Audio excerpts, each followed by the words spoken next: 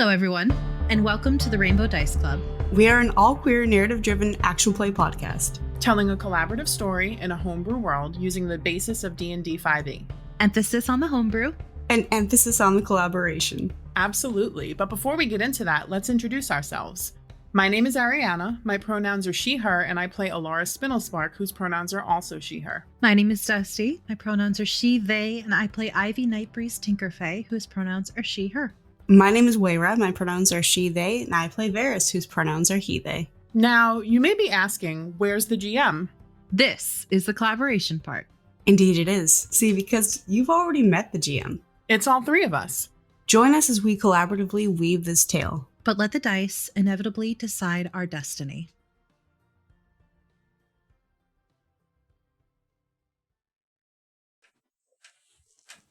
Hello, and welcome to this week's episode of Damsels in Dicestress.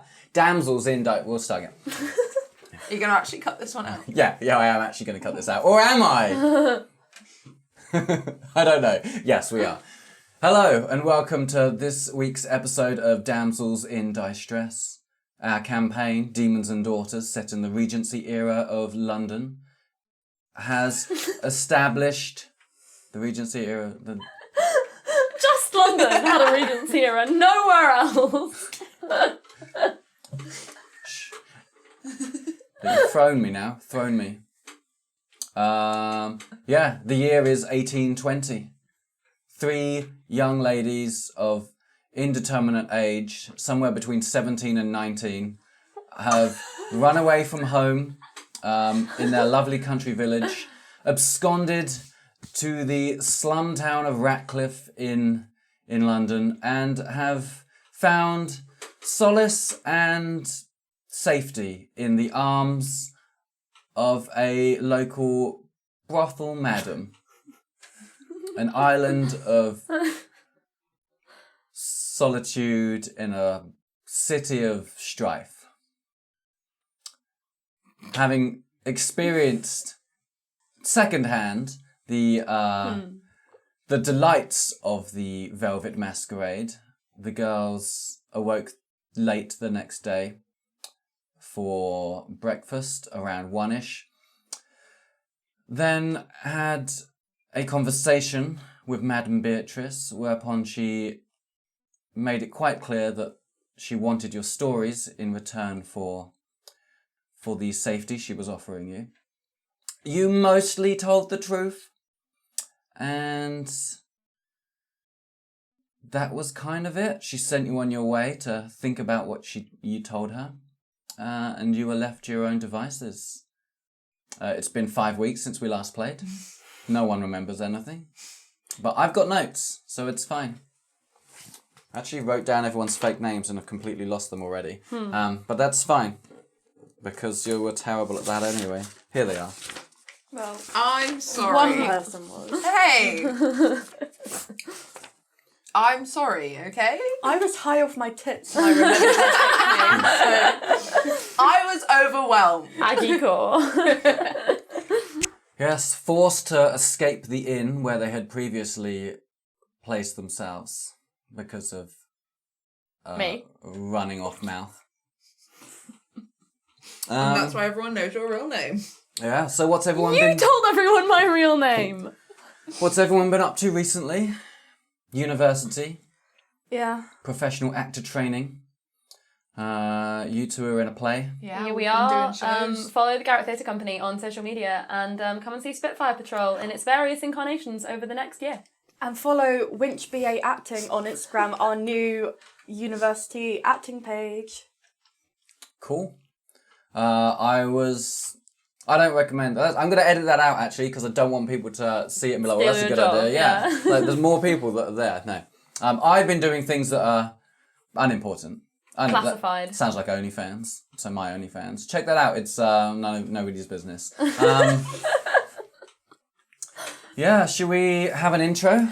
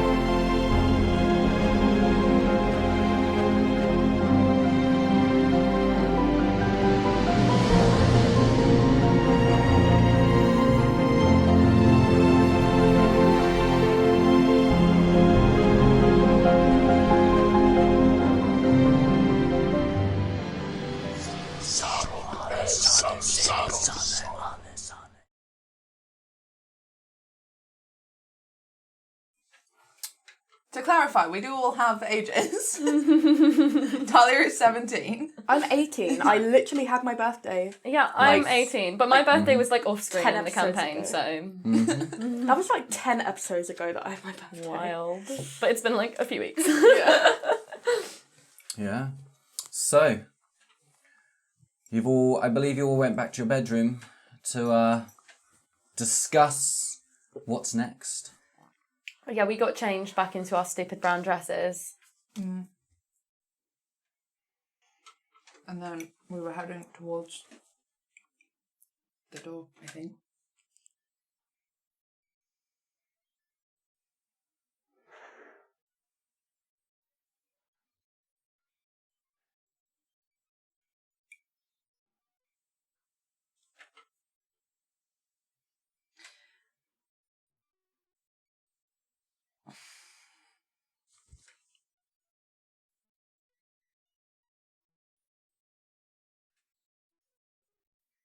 Are we leaving then? Madame wanted us to let somebody know where we would be, just in case anything were to happen. I suppose if Richard is about, we could let him know we are leaving. Mm-hmm. Can we see Richard anywhere? Not in your bedroom, no. But if you go wandering around the house, yeah, I'm sure you'll spot him. So Rosalind He just pops up, so he's like, sorry, I was having a kip. in whose bed? He's giving Goldilocks. Yeah, this one was just right. Um, Title of my sex tape. So Rosalind is very much sort of in a bit of a daze after her conversation that she's literally just had. And a lot of things still sort of turning and mulling over in her head. So yeah, she's not particularly aware of this. I'm just sort of wandering around, and if Richard pops up, I may see him. Sure. So have you guys left the bedroom? We all left together. Oh. Or did we? No, I wanted to stay behind. Oh, okay. May I do an investigation check specifically for the laudanum? You misplaced it? No, Oh, I no, gave of course it you to gave it Thalia. away. Yeah, sure. Text me where it is. And be honest. If it's not on your person, don't decide it's on your person now. Bitch wants to get high. We'll edit me out calling people bitches because Sexism Yeah. is bad. we won't. Rosalind has just realised that. It's a new thing for her. Yes, but I don't like editing, so it's staying. No, I'll do that little sound. And with that one, I'll replace with the word bitch.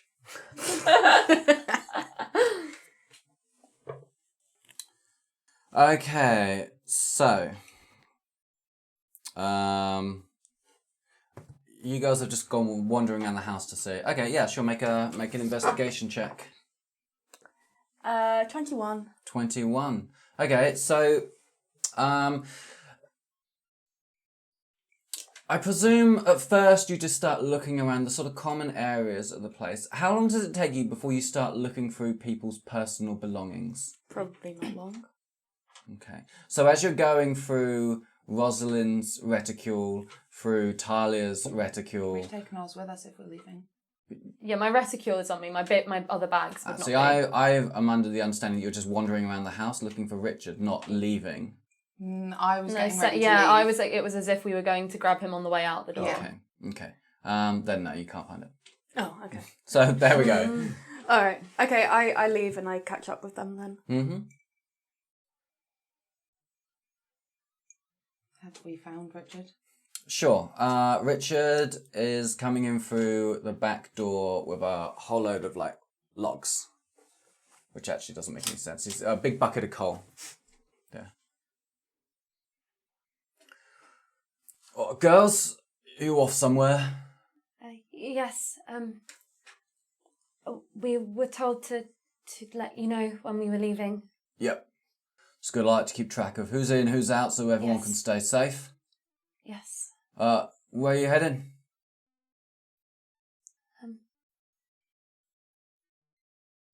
The warehouses? Or perhaps the docks? The warehouse district or the docks? Why? Neither are great places for a young lady. Madame knows our business, and respectfully, it would better serve to keep it private.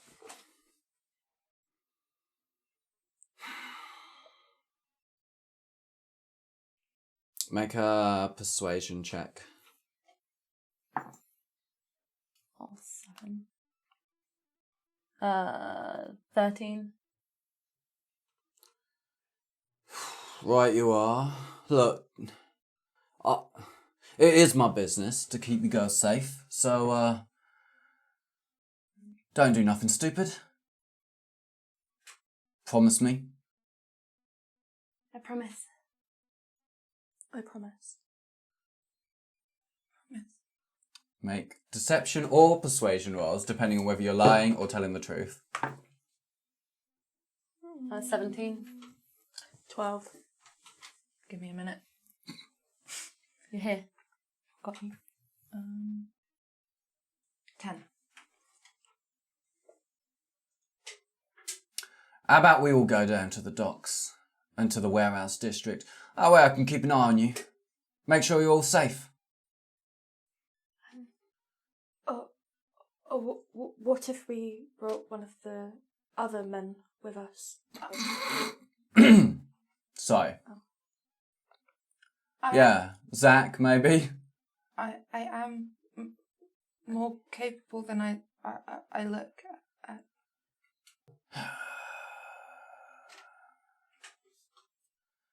I suppose it's the middle of the day. How much trouble could you really get up to? Yes, we shan't be too long. If you're not back in an hour, I'm coming looking for you. Agreed? Yes. Right, I feel that's fair. Be off with you then, while the weather's still good.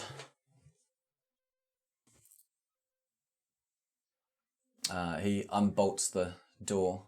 Massive, thick latch thing that clunks across. Opens the door for you. Thank you. Go on then. Shakes his head. Door closes behind you. Bolts again.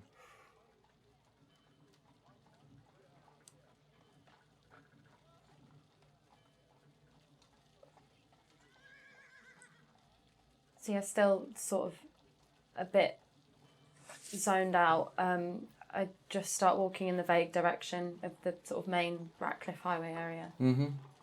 Yeah, so you're sort of heading southeast, along one of the sort of larger roads. And it's nothing you haven't seen before. It's the usual higgledy-piggledy set of houses of various different shapes and sizes and ages. Streets are fairly busy. There's horse and carts moving around all over the place, some laden up with sort of junk scrap, others barrels and crates and all sorts. There's a lot of things passing through, some east to west, some north to south. It's noisy, it's damp and muddy on the floor, and you make your way. Yeah, you find yourself back on the Ratcliffe Highway, which you've come to know reasonably well in the last few days.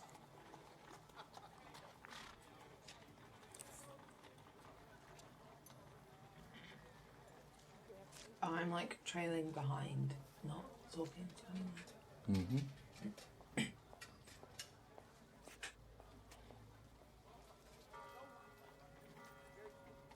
You can hear seagulls cawing. Technically they're gulls, because it's not the sea.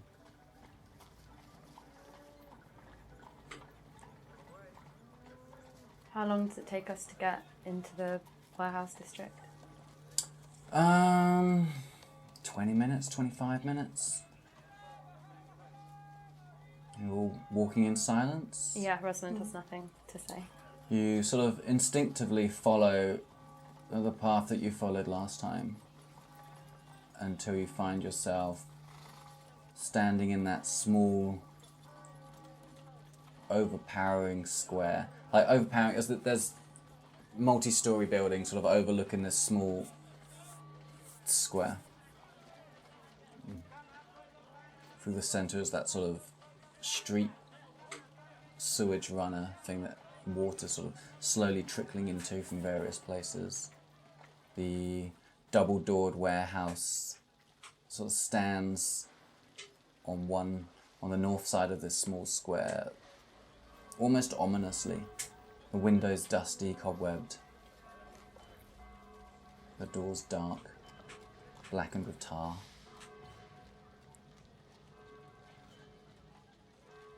A couple of stories up, a woman throws out some dirty water onto the street.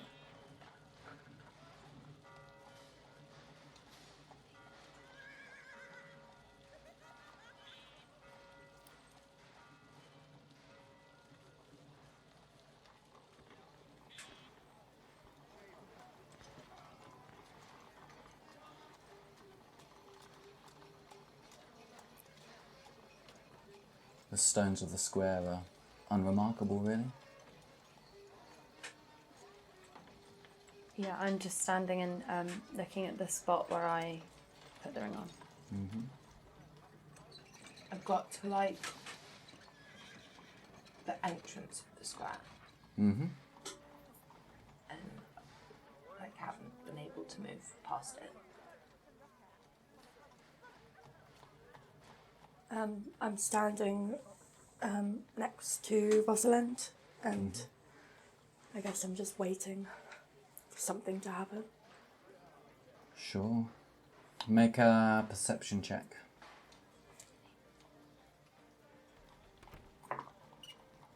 23. Cool, natural 20. Okay. Yeah, as you sort of... You're the one that takes your eyes off of the square stones and looks around. Yeah, you sort of take in these buildings that are surrounding the place. There's a couple are like 3 stories high. One of them's 2 stories high. The washerwoman was in the 2-story high one. The warehouse itself sits on its own side of the square.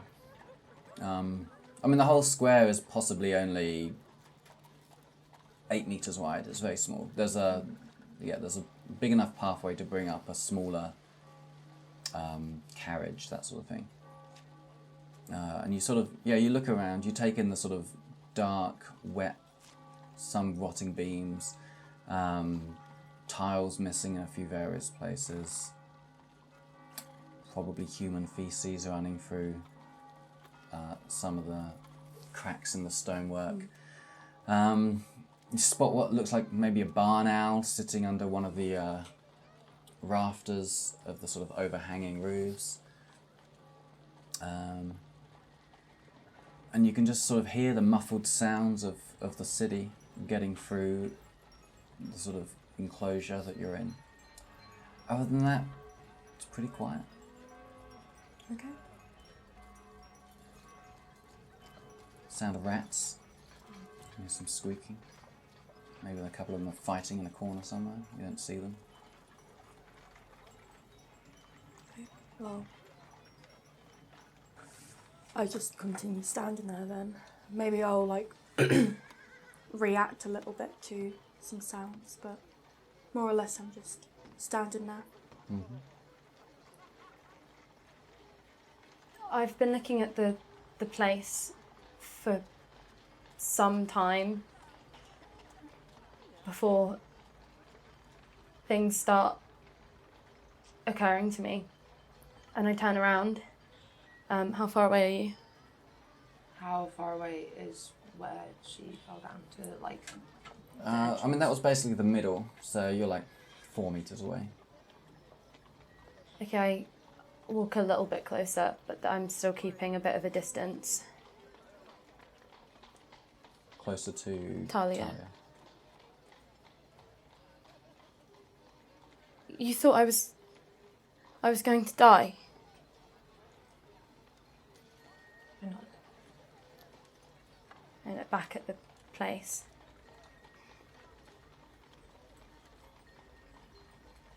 And I just stand for a moment, and there's so many things going on in Rosalind's head right now. And I look back at the warehouse.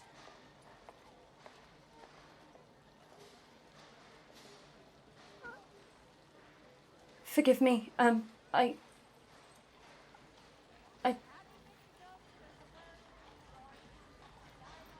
think there's something I need to do. I think I need to go back. Back to the Velvet Masquerade for a moment. I'm sorry. And I just walk back out of the square, back the way we came. Sure. And I'm just going to keep walking whether they're following me or not.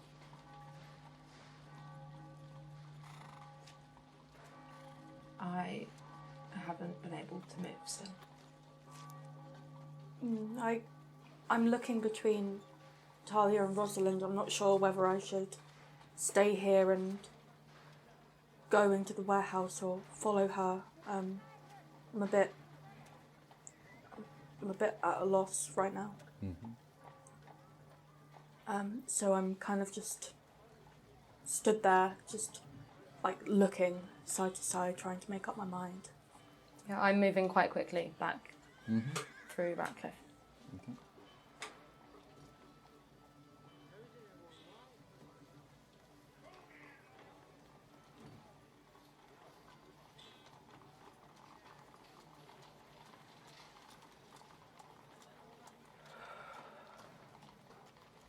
I take a deep breath and I walk towards the warehouse.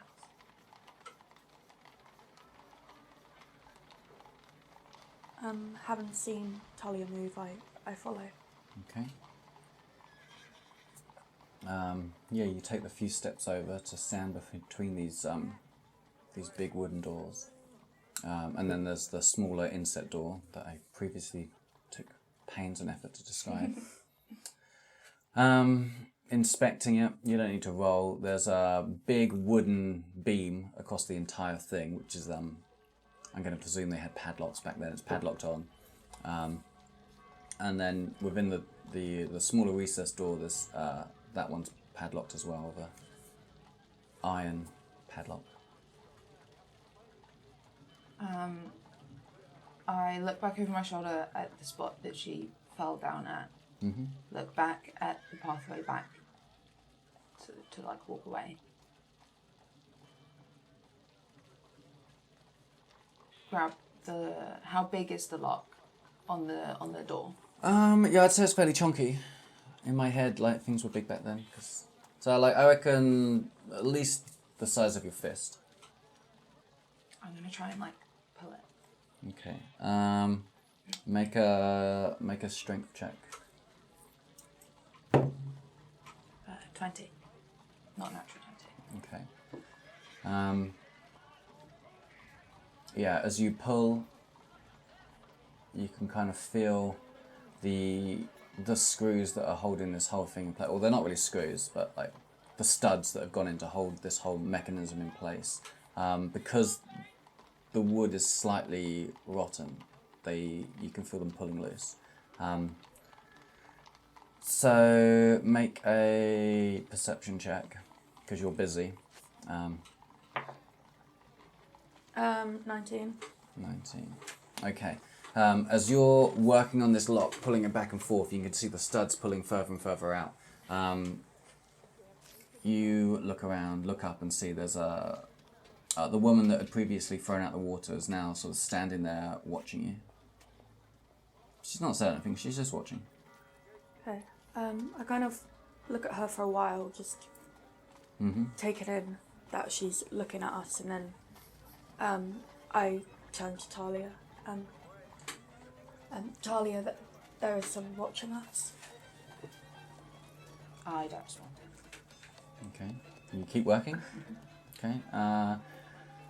Within a bit of time, yeah, the whole lock mechanism just rips out of this rotten door, falls to the ground. Yeah. Big clang, metal clang.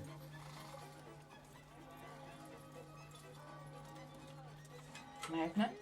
Yeah, it opens. I'm gonna go inside. Okay. I turn towards the lady in the window and then just turn back and follow Thalia. She shakes her head at you and disappears into her own house, away from the window. Okay. Okay, so as you both step inside, it's dimly lit. You can see that there's some oil lanterns and stuff hanging to the sides. They're not lit, obviously. But through the little light that's coming in through some various windows, you can see the floor is sort of covered in old straw. There's 4 wooden beams supporting the roof, dotted in between. Back pushed towards the sides, you can see various sort of tools. There's a couple of crowbars hanging on some big nails, some hammers. There's a shovel. Just various bits and bobs. There's some horse tackle. Is that the right word? Tackle, I think. Like saddles and stuff. So everything you need for riding a horse. I think it's just tack. Tack. Tack. Okay. Maybe that's short for tackle. Let us know in the comments. Other than that, yeah, there's some empty crates. You can see they're empty because the lids are like propped off and stuff just at the back, very small ones. But right now, this warehouse is fairly empty. I'm gonna start looking around for any sort of trapdoor or anything that looks like it's like hidden behind anything. Okay. Yeah, make investigation checks. Natural 20. Nothing. 9. Okay, natural 20. So on a 9, you helpfully find a large wooden brush and give that to Agatha to help her. And you're sort of brushing the sort of the old straw around, stuff like that, see what's on the floor. So it's mostly sort of stone and dirt kind of mixture. Seems like there might be floorboards underneath, like some big heavy ones. But you're not finding any trapdoors on your natural 20. What you are finding is dark stains on the floor in sort of, is rivulets the right word? Sort of little Rivets. rivulets. Sort of long streams of dark patches sort of following some of the contours of the floor. And also on a natural 20, you find carved into one of the wooden support beams a crescent moon. I without saying anything, I point out the moon because I recognise it from. Was it when we found those dead bodies? They had like moons on them. Yeah, well, they were full moons. This Right, is okay. But this is a moon. Yeah. You know, it's a very obvious depiction of a moon. Yeah. So yeah, I point it out.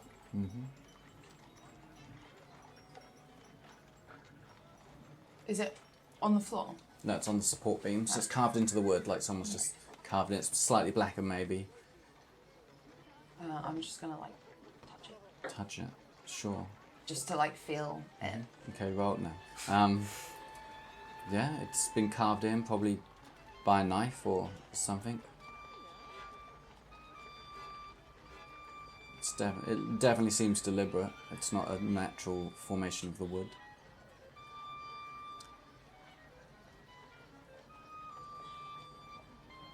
Would I be correct in assuming that the stains on the floor are blood? Hard to say. How would you go about establishing whether it is or not?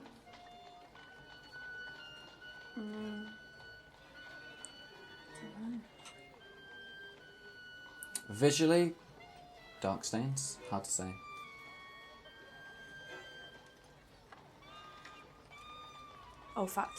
Olfactorily? Smell? Just smells like dirt. Okay. That sort of dusty, dry dirt smell.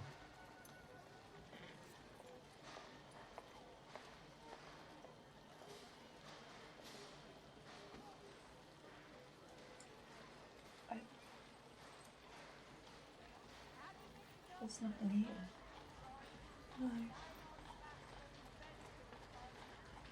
No.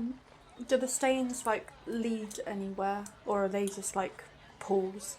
The less pools are more streaks. So when like they sort something's been dragged. No,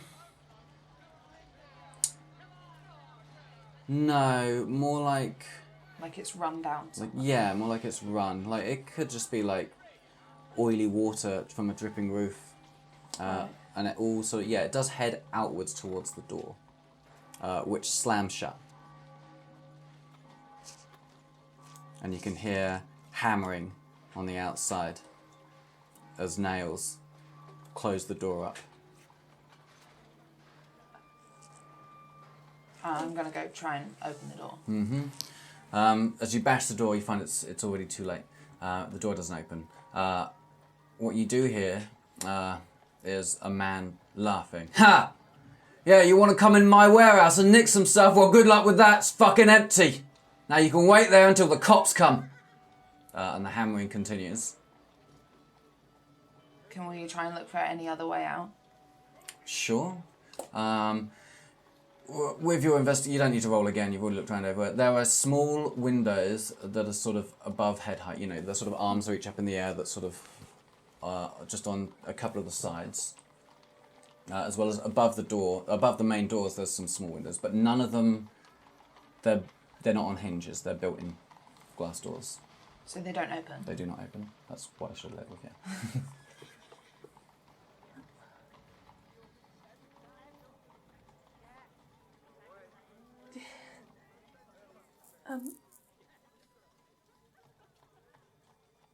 There was a shovel, wasn't there? Mm-hmm. Shovel, hammers, crowbar. I pick up one of the hammers and I pass it to Thalia. It's the only way out. What? The windows. Can I reach them? How tall are you? 5'4".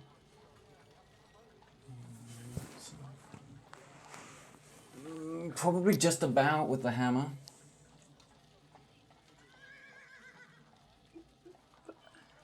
Is there like any chairs or anything that can put her up a bit? There's those crates that you saw. Okay. Maybe if you stacked a couple of them, you'd get up to sort of just above knee height, thigh height. Maybe get a little bit higher up. Okay. I grab one of the crates and I start at least trying to drag it. How heavy are they? No, not really. Oh, okay. So They're I empty, just so. okay. I pull them and I stack two on top of each other. Well, the hammering's now stopped. But they'll hit. So, We could hide. they know we're in here. Then there's nowhere to hide. Well, there's crates.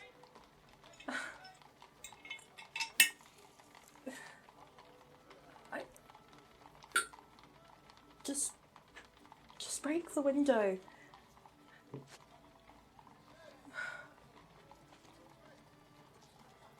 Fine. Take the hammer and I put out my hand. Can you help me up the crates? Oh, we'll do that. Yeah. So I get up. Mm-hmm. I'm gonna try. Okay, sure. Make an attack roll. Oh my god, is this your first attack I roll? think it is. How do I make an attack? Do I you get love that it's on a window. do you get We're all just advantage attacking on furniture doors, furniture? windows. I feel like you get advantage Talia's, on no, furniture. Talia's never had an advantage on furniture. I feel like you should get advantage Talia's on rolled furniture. 1 million attack rolls on furniture. 4. 4. Okay. You can't reach. You're a bit low still. So you bash just below the window frame, and you can hear footsteps rushing around from the door, and now in front of that window, a voice comes. You're gonna stay right there. You try and come out that window, I'm gonna bash you. Please, we're sorry. It was a dare. It was just a stupid dare. We weren't trying to take anything. Roll a deception check. It's not going to go well. 11? He doesn't reply. Just silence. We promise we're not taking anything. Great, well you can promise that to the cops. I've had enough people breaking into my warehouses. I ain't letting you go this time. What do you mean this time? We've not been here before. Alright, likely story. Oh, is it the same man from when we went to the warehouse before who, like, questioned us? Doesn't sound like it. Okay, alright. And with your keen mind you would know, I guess. Okay, yeah. Thalia, try and break the window. Look at us. There's nothing we can do. Thalia, I have a gun. Agatha, you can't do You can't that. laugh while seriously discussing murder, guys. Flat out first degree murder. Maybe I I might be I'm- able to take him. okay. Just... I won't... I take the gun and I smash him. No, not the gun. The hammer. You just throw the gun out the window. That was smashed the window. Okay, make an attack roll. 15. Okay, sure. You smash out the panes and some of the like the bits of wood that hold the panes in. What are they called? And sort of bash the glass away. Yeah, there's now a window that you could probably very, very carefully find your way out of without slicing yourself too much. Are you sure? Yes. I climb out. Okay, you get your head out, I suppose. No, I suppose your fingers would go out first, right? Mm-hmm.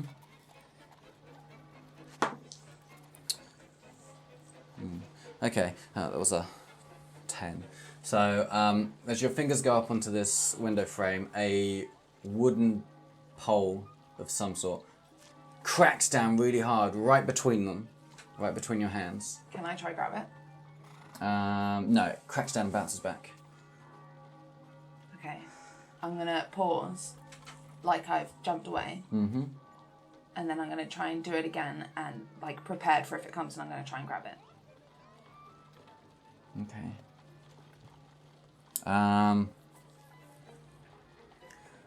Okay, so next time your hands go up, you're ready. Roll a, I guess, opposed dexterity checks. Natural one. Oh, that's good because I rolled a 10. So, yeah, it comes again. You miss. It cracks down close to your hands. You go to move, you go to grab the stick, but it's already gone before you can grab it.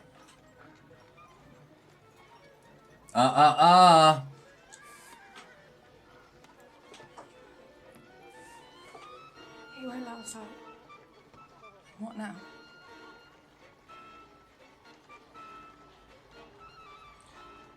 I won't shoot him. I just... scare him a little. How?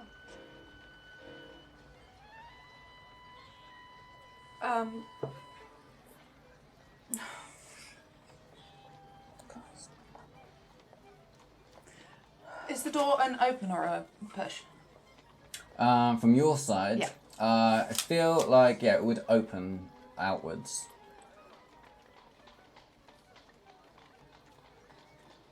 Can I try and break the door again? You can try. Is it an attack? Yeah, make an attack this time. 22. Okay. Roll a I guess arm damage.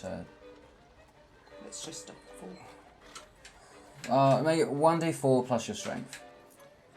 That wasn't a D4.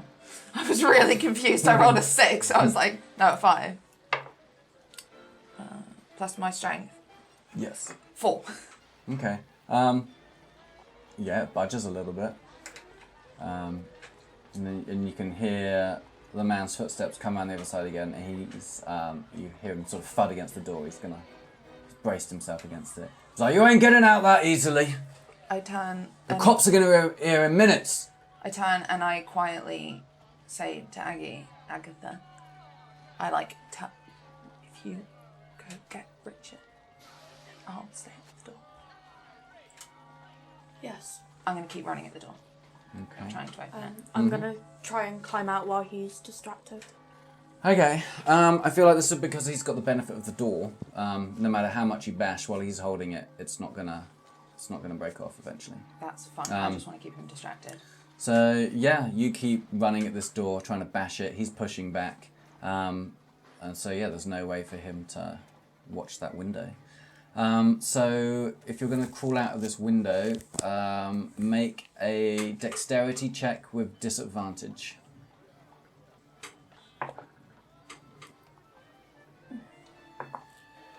4. Cool.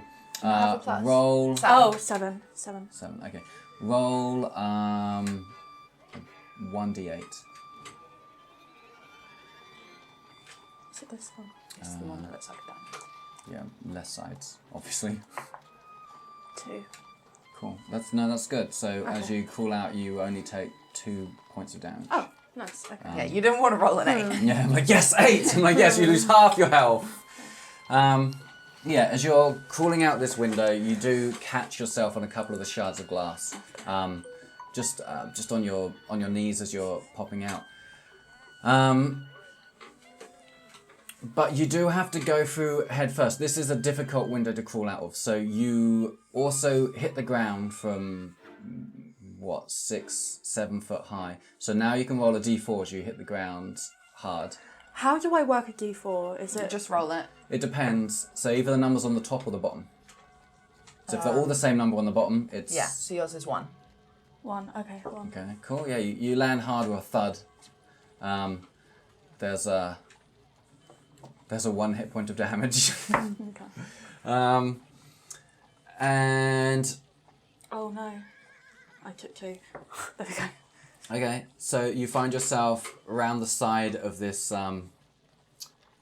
warehouse. You look to the left and it's just a brick wall. A tall brick wall that sort of turns into another building. So it looks like the only way out here is across the square, past this man that's braced against the door.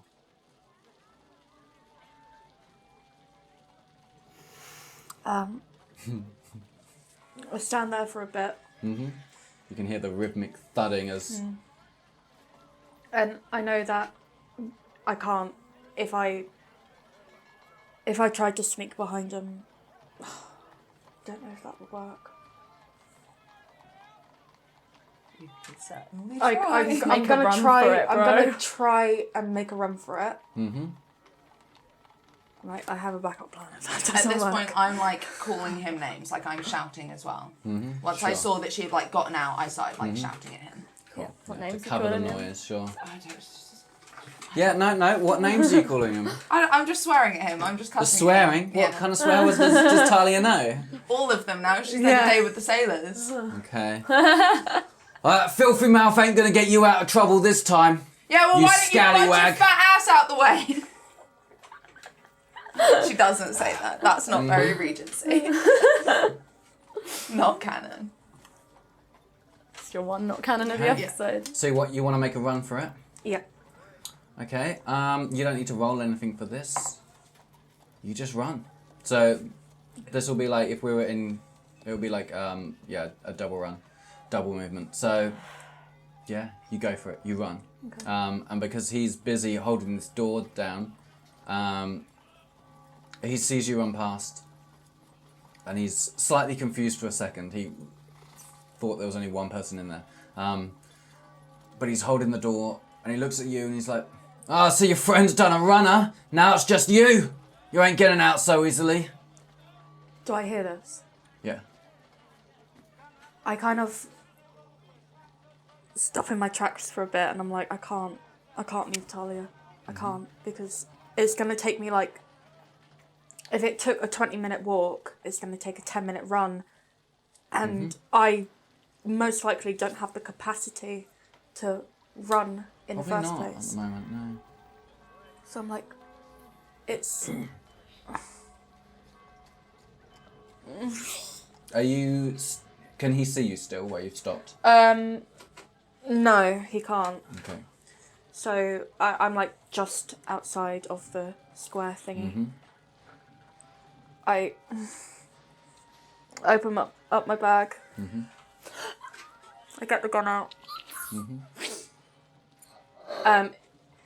It is already loaded with bullets because the time we were at the Viscount's house and Jonathan showed up, I had to put, when I was left in my room, I put the bullets in the gun. So I go back and I'm holding it up and I say, "Let her out now." Okay, make an intimidation check with advantage. 19. 19. Okay. So this man who's like got his shoulders up against this door, hears you stepping back towards him. So he turns his head to see you carefully, tentatively stepping towards him with this gun shakily coming up, I presume. And sort of, how steady is your hand as you point it at him? I'm pretty fucking nervous. Okay, so he can see the shake, but like it's a gun. So he's like, whoa, whoa, whoa, whoa, whoa. There's no need to get so serious. Let her out. I'm still bashing on the door. He's still half-heartedly... Well, he goes back to it now, so he's not giving it the same amount of pressure, but he's like, "Hey, I'm just trying to protect my business." We're not stealing anything. Let her out or I'll shoot. "And why? What are you doing in my warehouse? If you weren't stealing. We were... Why have you got a gun pointed at me if you weren't here to steal nothing?" Just let her out. Now. He slowly... "Oh, I can't," he says as he slowly moves away from the door. "Now the door's shut." Then help her out through the window. Alright. Alright, fine. Fine. And he's got his hands up, he steps sort of backwards towards the window. He's like, I'm still running at the door. okay. If you give it like 3 good bashes, the door bursts open. You don't have to roll. I just mean, Okay. yeah. So as he's standing, you can, hearing that you haven't stopped bashing at the door, he's like, "You can stop bashing, I'll help you out the window." And then, yeah, there's the big sort of wet, it's not a splintery sound, but you know, the door bursts open, tears through some of the nails that he's hammered in, and you can step out. I do. So you're greeted by just Agatha, standing at the sort of to your left, with a gun in her hand, pointing down the small alleyway to the side. Where's he gone? He's down the alleyway by the window. You want to help you out? Okay. Come on. Let's go. Just follow me. And I start running again. Running. Okay, cool. She's still in shock and takes a minute and... A minute. No. Like a breath, like a beat, and then follows after. Okay, make a dexterity check because you waited so long. 19. Okay, I don't think he'll be able to beat that. That's 17. Yeah, so you're left in the square. He sees Agatha run, so he makes a leap for you to grab you again, but you wake up out of your trance and run before he can quite get his hands on you. Did I see him do that? Yes. Can I try and punch him? Like As an instant, knee-jerk reaction, if I see it, I'm going to try and, while I get away. I would say it's either you escape or you attack. And since you've already rolled the escape, you could turn around and go back. But the moment you've taken multiple steps away to avoid him grabbing you, you can either stop or keep running. She stopped. And is just looking at him. Okay, well, he's not stopped. He's going to grab you again. Okay. So we're going to make this, if you start, we're going to make this an opposed strength test. Oh, natural one. Good, because I only rolled a 7. Great. So he gets his hands on you. He grabs you by your arm. Tight grip, feels pretty tight. But it's really up to you what happens now. So he's got his hand on your arm.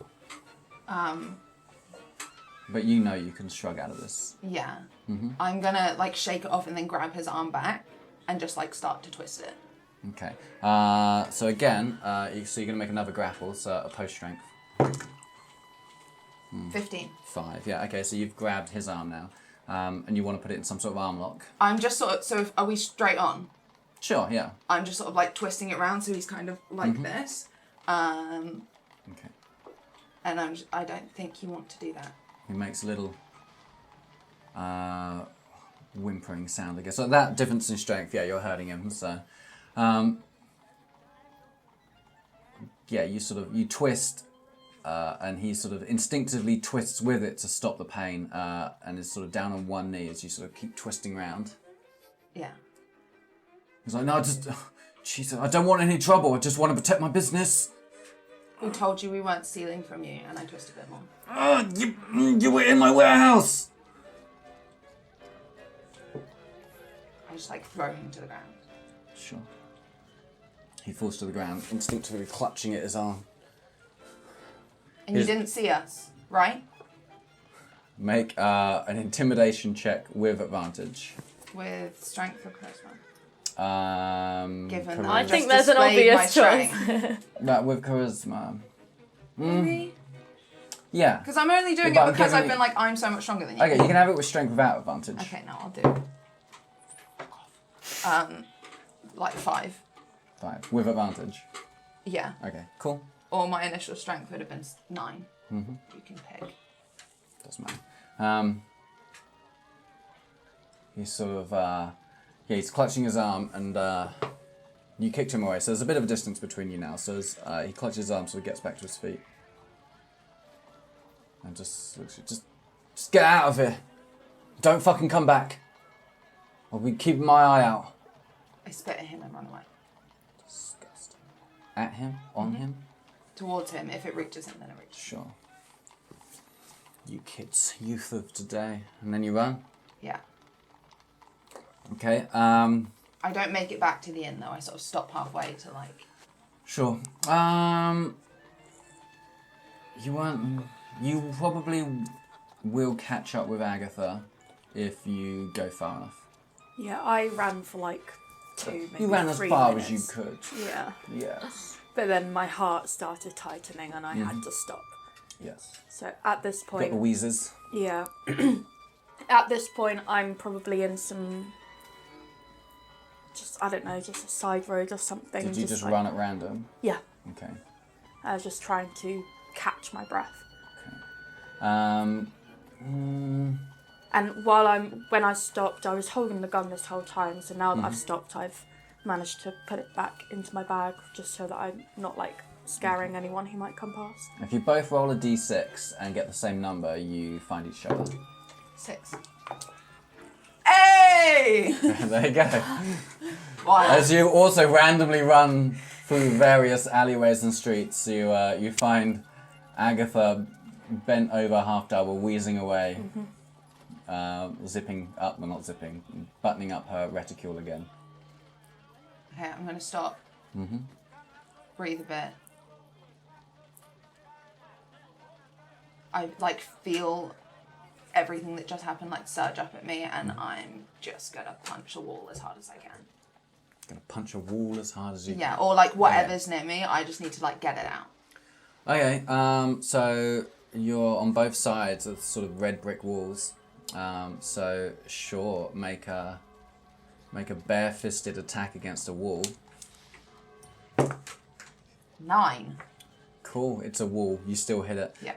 Roll 1d4. 4. Cool, that's how many damage you take to your fist.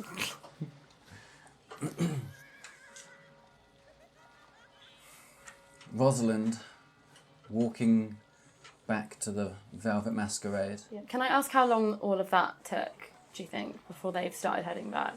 I reckon, felt like forever, but 10 minutes. Okay. I reckon the whole escapade takes 10 minutes. Yeah. Well, I was sort of still, almost in a bit of a trance, but walking quite fast back to the Velvet Masquerade. Okay, I would say, yeah, you make it back in, 15 minutes. Okay. I guess I knock on the door to be let in. Yeah, sure. Little shutter opens on the door. He sees it's you. Let you in. Where were the others? At the warehouses.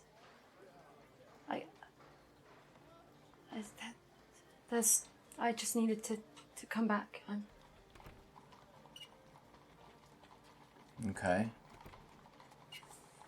So you just left them there? Doing what? You girls don't fill me with confidence, that you can look after yourselves. Well, we've done a good enough job so far. Yes. Yes. No. No, Mike. No. If you'll excuse me, I need to go back to our room.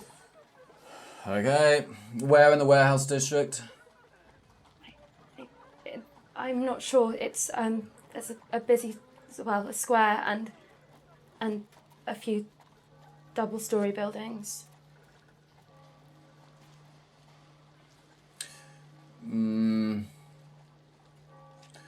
Fine. I've walked downstairs to our room.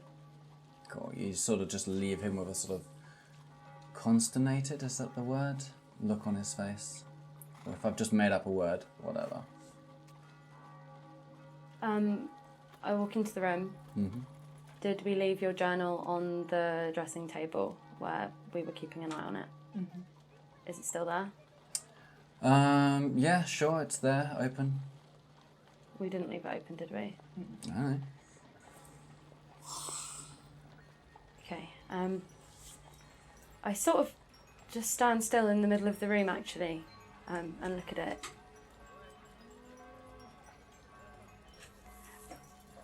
And I pick it up. And I put it back down. And I've closed it in the process of that. And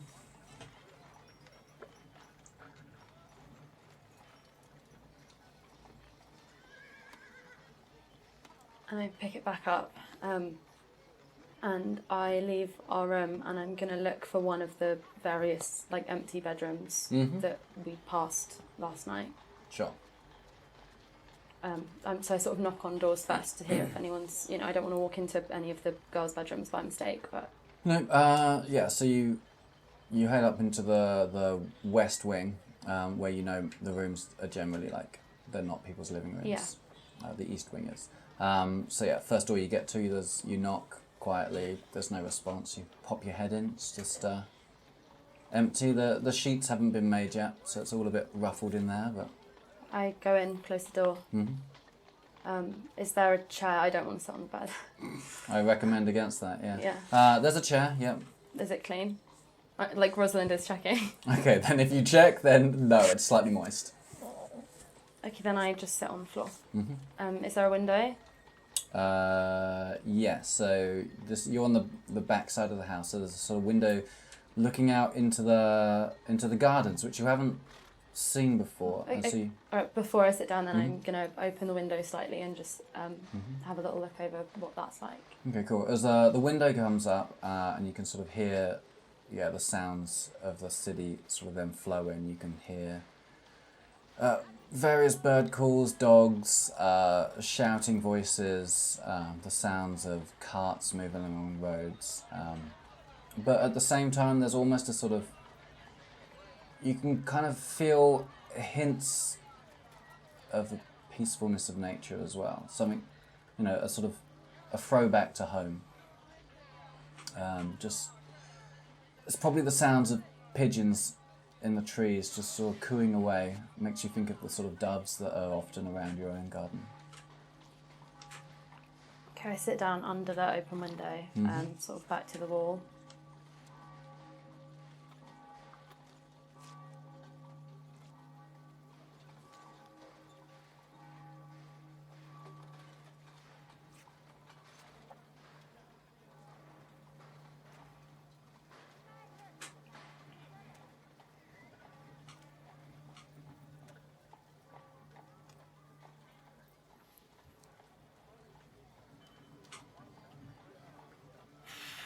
And it takes her a few tries. I sit there for, I don't know how long. I've sort of removed myself from the world the minute I shut that door. And yeah, I think for a while, actually, I'm just going to say she sat holding it and looking at it. Mm-hmm. Okay.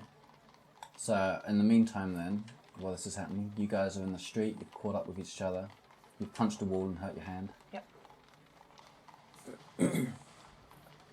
What if you know something?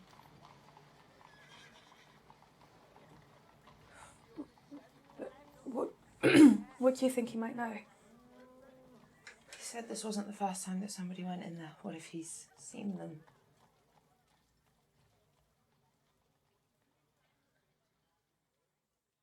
We have to go back, don't we?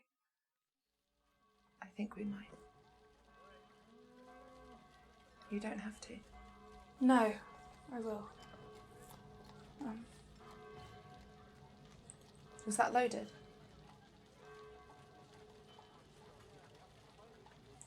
Yes. You weren't going to actually. No.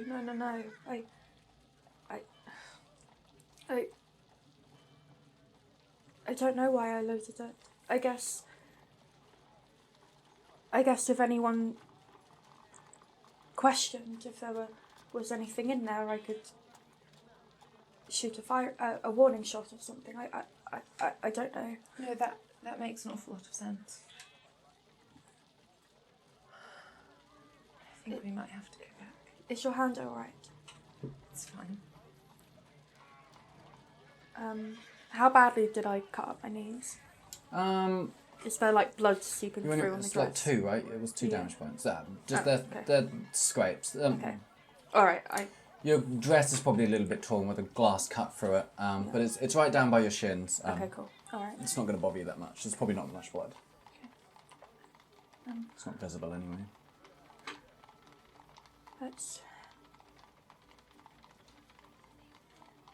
Let's go back then. I'm gonna sort of just head back to the warehouse, but if I see anyone who looks like what we would know as police, I'm gonna I'm not gonna go into the square if there's like police heading towards it. Okay. So as you get closer, you can hear the banging of hammers and nails again. Make stealth checks. 10.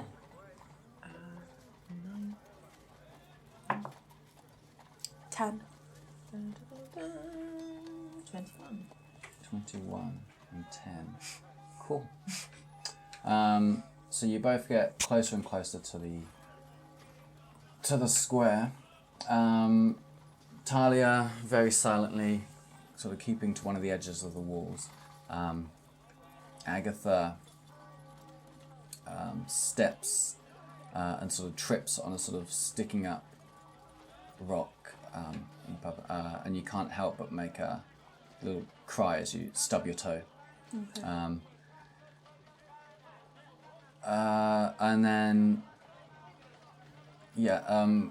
from what you can see of the square, which is just a little corner of it, a man in some sort of dark navy uniform sort of pops his head around like that and sees you. It looks at you. Looks at the two of you. One of you looking rather sneaky. One of you just like stubbing your toe. He says, "Run along. This is a crime scene." I'll just keep walking like straight past it then, and then do a loop.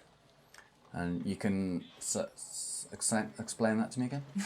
So if there's like, are we heading down the path towards it, or are we like coming at it and then the path and then the square? So you're coming at it. Yeah, the path that you're on would go on to the main path, which you can then see down the end of the main path, the square. So if there's a street that just carries on the one that we're on, if there's like a cross, you can either turn around or head onto that main road. okay. And Then we'll do that so that it doesn't look. so you're going to keep going forwards, but turn. Okay, so you're going to keep walking towards the square, and you hear the policeman. If it means heading towards them, I'm not going to do that. If Okay. it's either turn around or walk towards Right, them and then yes, turn. turn around then. Yes, so you turn around, and as you're you're doing that kind of walk where you're like, I'm just walking normally, holding yourself back from like doing a runner. You can hear the man say, "Oh, it's just a couple of girls." What? Hey, you We two! can hear that. We're going to start running. Yeah. Cool. You start running. Trying to like dash down like any alleyways to not be visible. Cool. He blows his little whistle at you, and a chase ensues. And if there's anywhere that we can like hide behind, I'm going to pull us behind there. Okay, cool. Once we're So you're running as fast as you can. Make investigate perception checks with disadvantage. 11. 7, 11. You don't see anywhere where you could like hide that you would possibly get away with. Okay. So you just keep running, and you can hear him running behind you, blowing his little whistle, telling you to stop. Make a I guess dexterity, opposed dexterity checks. I guess for now, we'll just see if you can 14. 23. Cool. Natural 20? Yeah. Cool. Yeah. Okay. You he got like a 7. So you are you're moving faster than him. So you're gaining distance, whatever the word is. So let's make 3 of those. And if you get 3 successes, then All you can. of them disadvantaged. Yes. No. No. Those weren't this one disadvantage. wasn't. No, No. that was just for perception. Yeah. This is just dexterity plus so d20 plus dex modifier. 9. 9 as well. 17, sir. You're running out of breath. He's catching up on you. We'll make it first of 3. 14 again. 15. Cool. 18. So he's at this point he can see you. 4. 9. 11. So this man is hot on your tail. He's literally behind you now. He can see every alleyway you turn down. He's right behind you, seeing you turn down. It doesn't look like you're going to be able to get away from him. How close behind us is he? 5 meters. And you keep running down all these various alleyways in a city that you don't know. You keep thinking you could turn down an alleyway with a dead end at any moment. Are you running ahead of me? Or next to me? Next to you. Trevor, you only have to run as fast as the last person. I'm going to turn and just say, keep running. And then I'm going to stop. and turn around. It takes me a little while to process that, so I do keep running for a bit. And then I turn like a corner, and then I'm like, oh, she stopped. So I just wait there. Okay. Let's roll initiative. Where is my initiative? Why are you not there? Oh, well, that's bad. That's a natural 1 from me. Cool, perfect. It's a natural 1, so it's a 3. Well, he rolled a 7. And what did you get? You're rolling initiative Oh, as was well. I? Oh, Yeah. sorry. How do I do that? It's this one here. 9. Cool. So technically you get to act first, but I would say your act was running away. No, it'll be from now. So yeah, you get to go first, followed by this policeman, followed by Thalia. But you are 30 feet away from Thalia, so more than that from the policeman. Okay. And you're around the corner, obviously. So you get to go first. Yeah. You can hold your turn there, can't you? Yeah. I'll hold it, and I just want to catch my breath for a little bit. So you're going to stay just around the corner? Just around the corner, but yeah. Okay. So this policeman, who's a few feet behind you, is going to come right up to you and smash you with his stick. Just across the body. 11? 12. Cool. So he misses.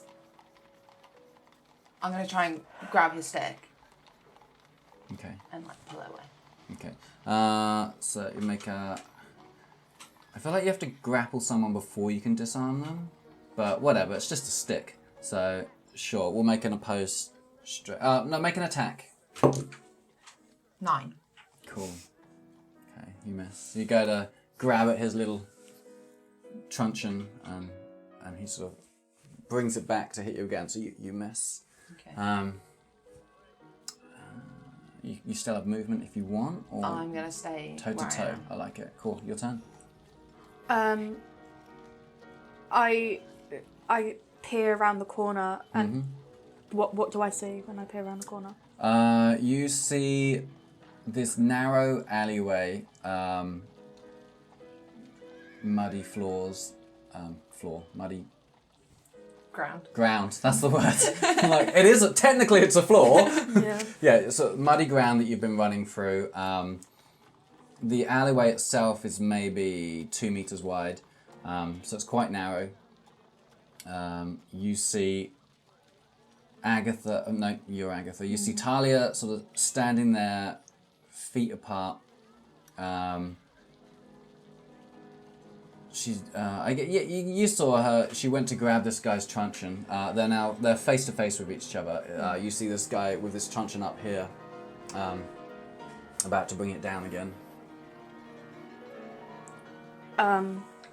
I come back out again with take the gun out of the bag again. Okay, so I will. Because the gun's in your bag, so that's going to be your action to remove it.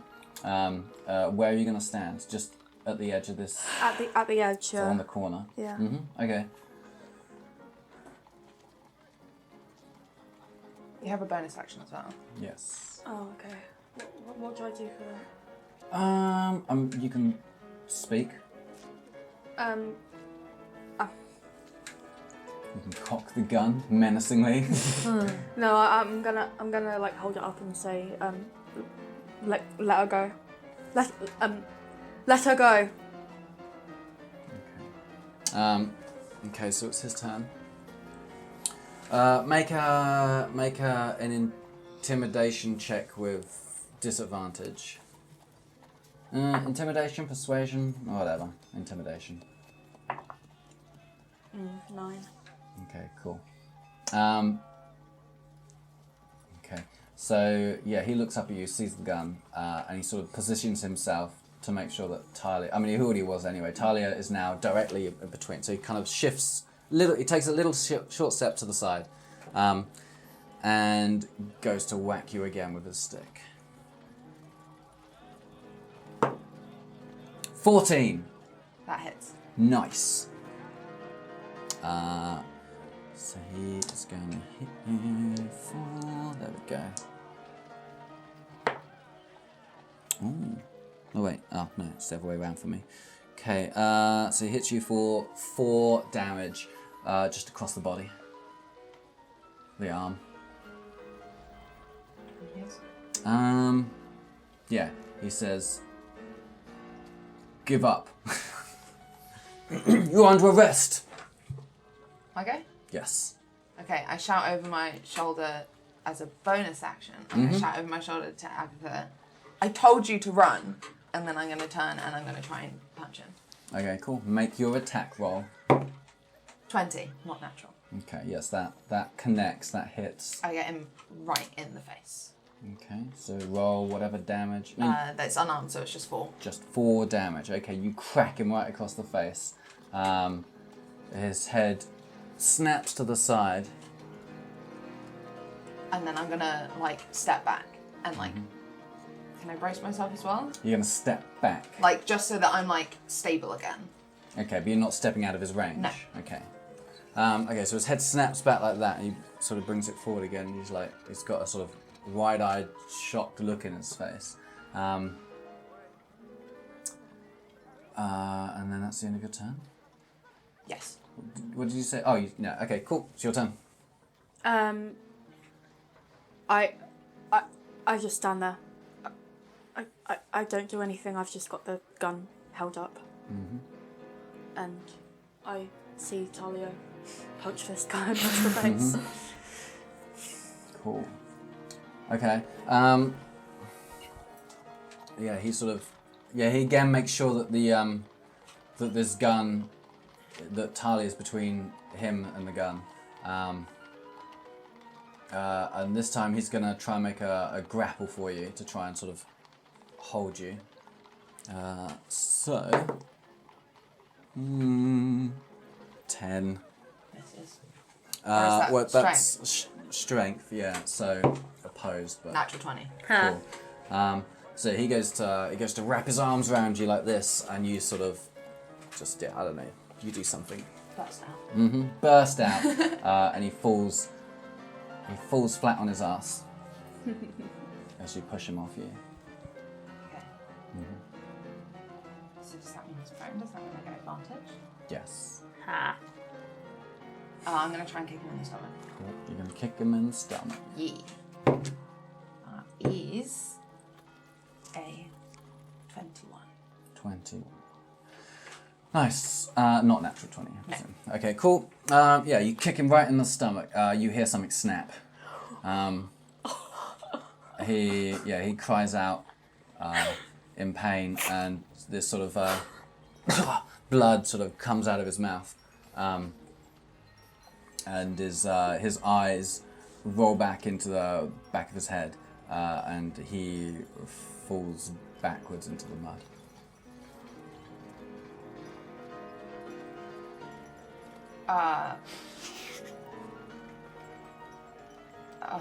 I just stand. Is his whistle out? Yeah, it's hanging on a chain. Can Sort of drop I to the side. grab that as a bonus action? Sure. Yeah. I'm going to take the whistle. Cool. It snaps off in your hand. The chain, I mean. And then I'm going to run towards Agatha. Okay.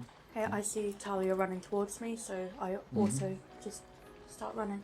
Okay. Cool. Run. Yeah. What just happened? I'm under the assumption that he's unconscious. You just beat up a cop. Is he not getting up? I mean, you don't know. You run. Okay. You didn't stick around. We're just running then. Just keep running. Back towards... Wait, did the other guy see all of this? No, you're miles away from there. Well, not miles, but Right, you're a long distance from the warehouse. Yeah. Okay, then we're just running back to the inn? Yeah. Okay. Yeah. Cool. Okay, you out of breath, exhausted, you run. You're running the whole way. Okay, so you... Well, yeah. I'm running as far as Agatha can run, and then we'll walk the rest, I guess. Okay, yeah, so I guess a few blocks away you have resorted to a sort of tired trot, I guess. Agatha is struggling, but you're helping her along. You're sort of covered in mud, sort of knees downwards from running, splashing through mud. You get through the gate, sort of to the door, bang on the door, whatever. Before we knock on the door, I'm just going to turn to Agatha. Are you okay? Yes, are you?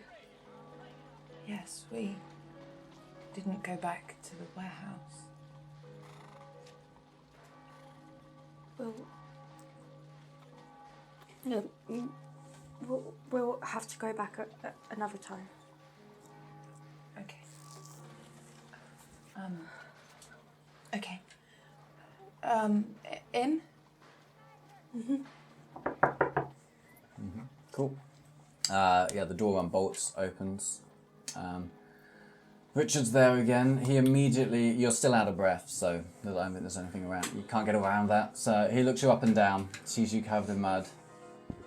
He sort of puts his head out the door, looks around.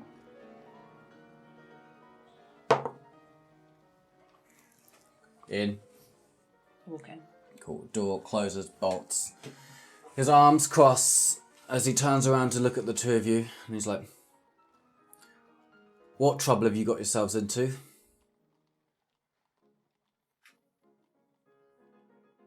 Come on. If you won't tell me, you'll tell Madam Beatrice.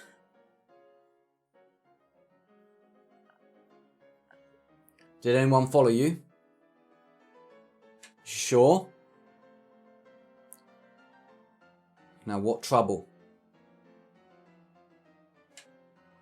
Who was chasing you?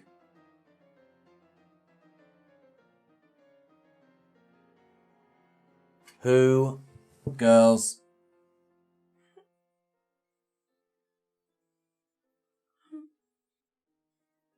He was wearing blue. Uniform.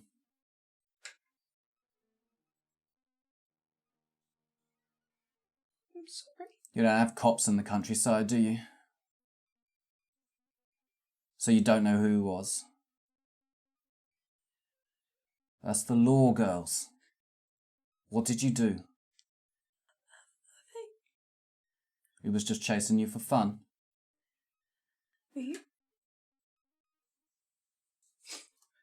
We were just looking around and somebody thought that we were trying to steal from them, and we tried to tell him that we weren't, but he didn't listen, and so we ran away, and then we went to go back to speak to him again, and then he was there, and then he was chasing us. But you managed to lose him. Yes, Did he get a good look at your faces?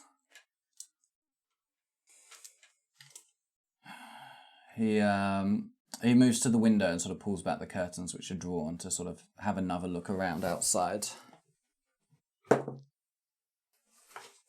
He sort of spends some time looking out everywhere he can. Well, it doesn't look like you were followed.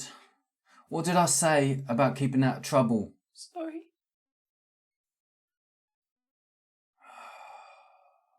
Right, go and get yourselves cleaned up and have a glass of gin or something. I'm going to speak to Madam Beatrice, see if we can get to the bottom of this and see if you've got us in some trouble. Or yourselves.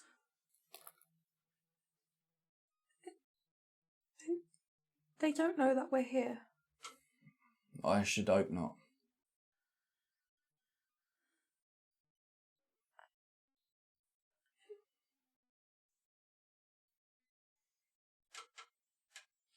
And I walk back to our room. Mm-hmm. There was like a bowl of water in our room. Mm-hmm. Yeah, there's still one there. And I'm just going to start like washing my hands. Mm-hmm. Yeah. There's a bit of blood on your hands, and when you wash it, sort of reignites the bleeding a little bit, but it's not much. I'm sure you can find some bandages or something. One of many ribbons just laying around. No, I'm just going to leave it. Like, I'm going to hope that it stops bleeding. Okay. I guess I try and wash off some of my mud. I pull up my dress and I just give my shins a quick wash. Mm-hmm. Yeah. Has Talia put a reticle down? Yeah, it goes around the wrist, doesn't it? Yeah. Yeah, I will have to be able to wash my hands. Okay. I don't even care if she watches me. I just go up to her reticule, open it, take out the law. What are you doing? I want this back. No. It's mine. What is it? I don't actually know. Well, I want it, so it's mine. But I bought it. So then what is it? What is... I don't know, it just makes you feel good for a little bit.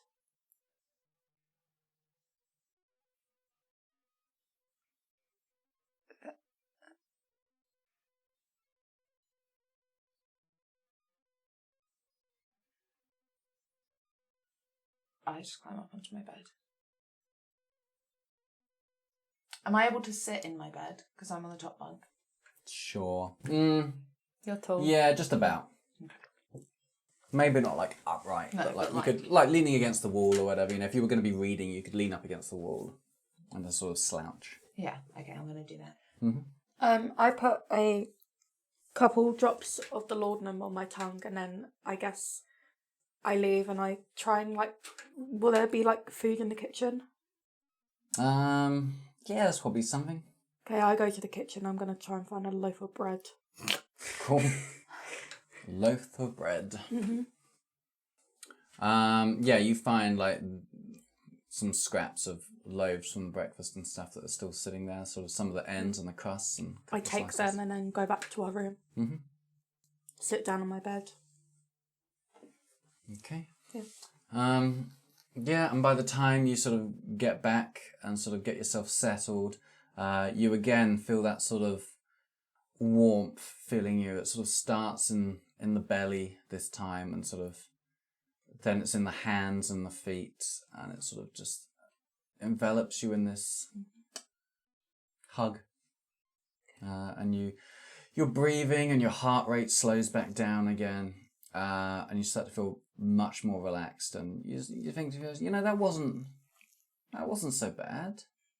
What are you worried about? You got away from that guy so easily, and honestly, he deserved it. He hit Talia really hard. Mm-hmm. Yeah. And you sort of, if you allow yourself to, you could drift off into a light sleep. Otherwise, you just sort of lay there with a sort of smile on your face. Yeah, and I'm going to nibble away on some bread. Nice. Like a little mouse. Mm-hmm. Yeah. Mouse eating cheese moment. Mm-hmm. Yeah. Maybe you giggle to yourself a couple of times. Mm-hmm. After a while of that, I'm going to think that Richard was right, and I'm going to go try and find a gin or a wine or something. Mm-hmm. Sure. Yeah, you crawl down from your bed, look over at Agatha, her eyelids sort of half down as she's sort of chewing on this bread with a sort of dumb smile on her face. She looks over to you, makes a sort of hazy-eyed contact. Hazy, whatever, She makes eye contact hazily. And you head out. Go find yourself a drink. I'll probably go to the Lounge. first to see if there's any there. Yeah, there's a few bottles there. And I'll pour myself a gin. Cool. Yeah, it's all right. Throw it back. pour another one and drink that one slowly. Okay, cool. Yeah. The fireplace is lit. It's warm. You can sit down and start to warm yourself, and you do feel a sort of a chill and a bit of the shake still. So the fire is very inviting. Yeah, I'm gonna do that. Mm-hmm. Are there any books in that room? Mm-hmm. Yeah. You look over all the various spines. There's maybe like 15, 20 books in there, sort of stacked on various shelves in between sort of vases and plants and various decorative items. Every single one of them has a title you've never heard of. Okay. And they all sound filthy. One's called The Whore's Life. And so on. I would name some books, but my top of my head's gone blank right now. But Okay. a whole bunch of real life books that are clearly all about sex. Okay. I'm gonna go all over. Like, I'm gonna look at all of the book titles, see that, and is Richard still by the front door? Not right now. No. In my travels around the house, have I seen a library or anything, No. or any other books? I feel like you've seen a few books in other people's rooms and stuff. So in the sort of shared rooms, you've seen a few here and there. Zach definitely had a couple of books in his room. I'm gonna go to any of the common rooms. I'll go to, but I'm not going into any bedrooms. Okay. Yeah, sure. You find a couple of books on French politics. They're written in French. You find Are there any fairy tales anywhere? any fairy tale books? No, definitely not. You only really find sort of books that are very sexual in nature, or books that are more. To you, they feel out of place in a whorehouse. But yeah, books on history and politics, and maybe you feel like you get a feeling maybe you're misjudging what a whorehouse is as you sort of be like, oh, they are quite well read. Some philosophy books and stuff like that. Okay, I'm just gonna pick up one of the books that's written in English, and I'm gonna go back into the common room and sit in front of, or any of the languages that I speak, and I'm gonna go and sit in front of the fire and just read. Sure. Yeah, you pick up one of the books on French history, and it covers the sort of 17th and 18th centuries. It's talking about various the lives of various kings and queens, and it's not very polite about them. It's quite a critical book, sort of talking about the sort of hypocrisy of kingship in France and stuff. But you find it pretty interesting. I'm only sort of half reading it, but yeah. And I'm just gonna do that for a while. Cool. By this point, Rosalind's managed to open the journal, Mm-hmm. and I'm gonna sit and read it. Yeah, I would say, unless you were staring at it for 45 minutes, you've probably started making your way through it.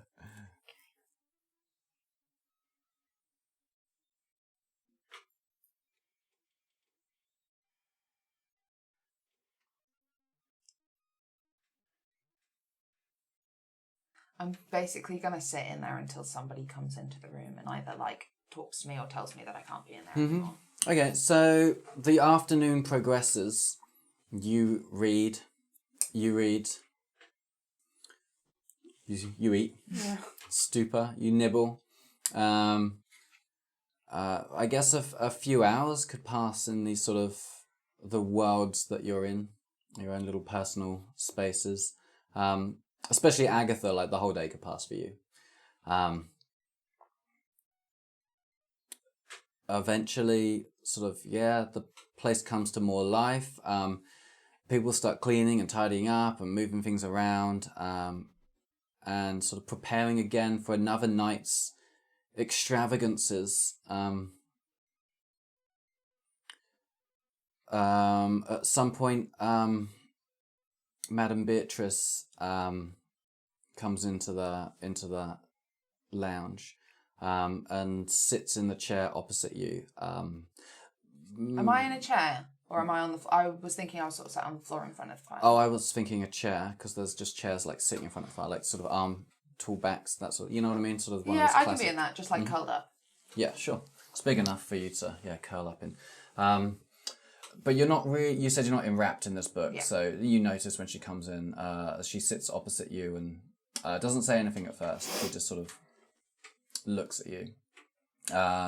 And I feel at this point you're not reading the book. You're looking like you read the book. So you can see her eyes looking over you. You can see them lingering on your bloodied hand.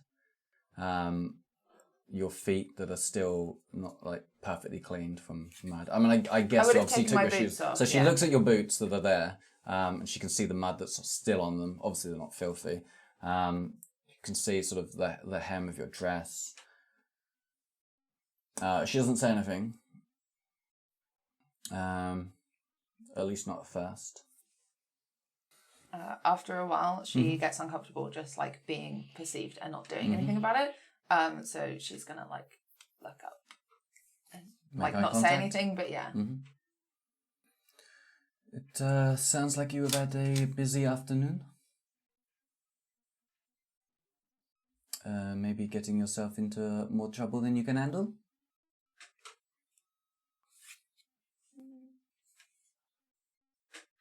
I suppose that's one way of looking at it.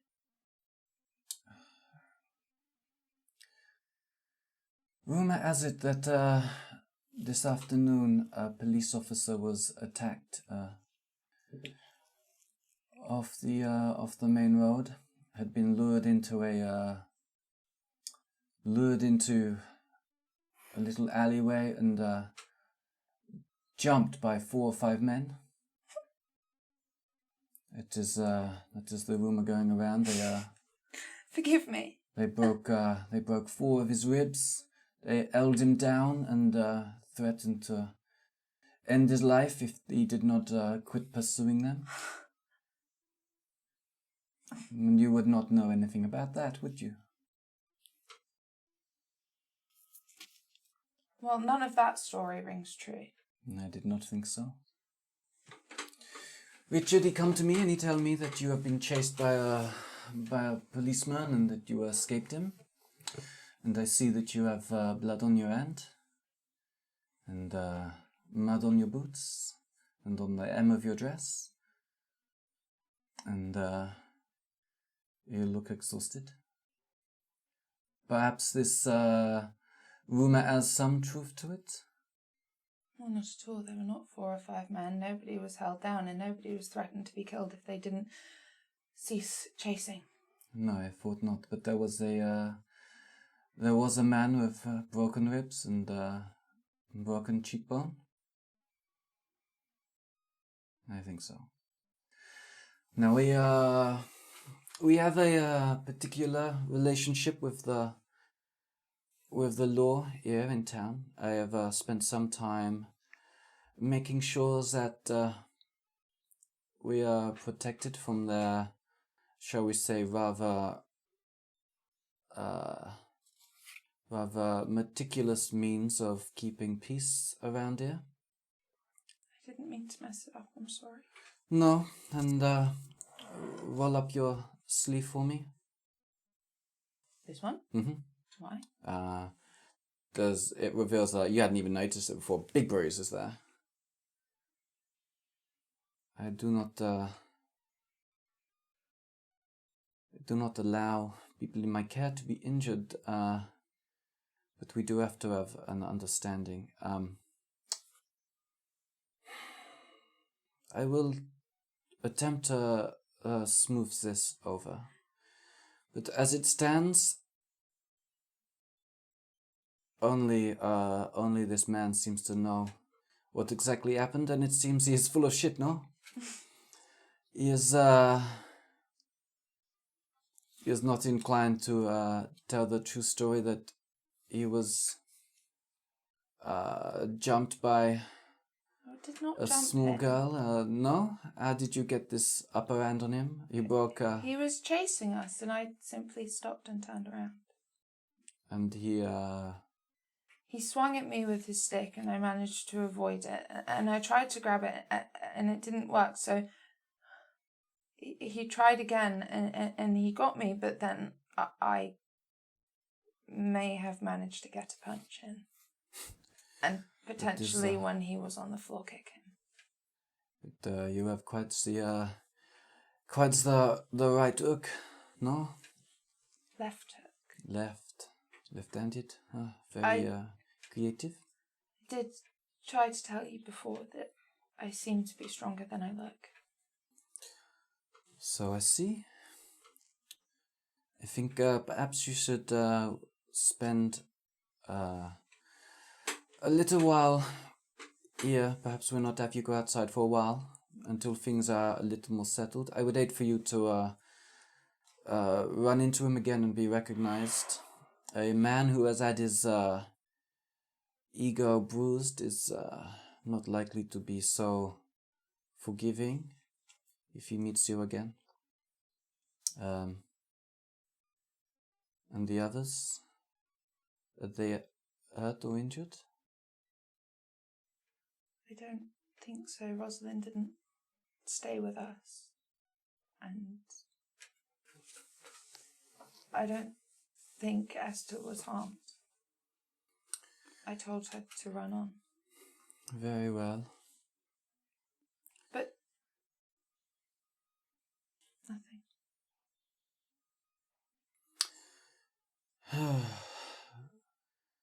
At the moment, Ratcliffe is very fragile. We have a number of different interested parties who wish to remain in control of the area. We have a group of people who are tied to the rat's tail.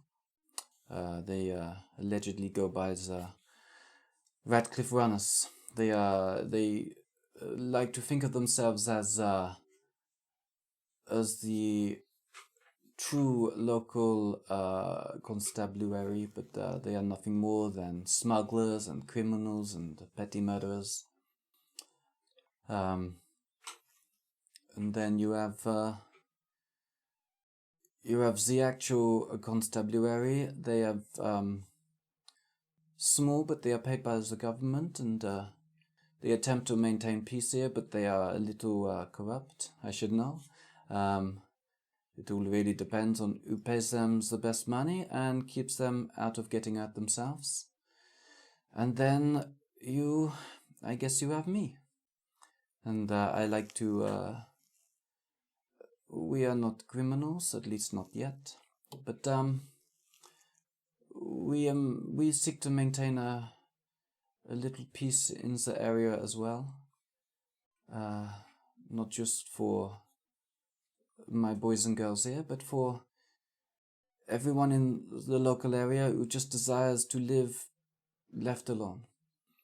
And this balance is often very fragile, and I fear that at the moment it is more fragile than normal. And I would like to keep all of us out of trouble.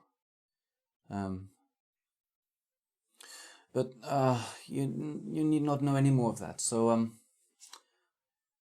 I think perhaps spend your evening relaxing, reading. You can make your way to the kitchens, remain in your bedroom, but I would like it if you kept on the how you say down low until you are feeling a little bit better.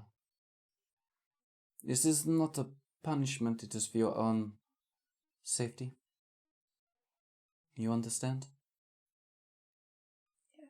And then when you are feeling more up to it tomorrow, we shall talk about how you ended up in this situation in the first place. Oui? Okay. and she gets up, smooths down the pleats of her extravagant French dress, and leaves you in peace for now. So, just as she's walking out, so we are, well, I am to stay in my room tonight.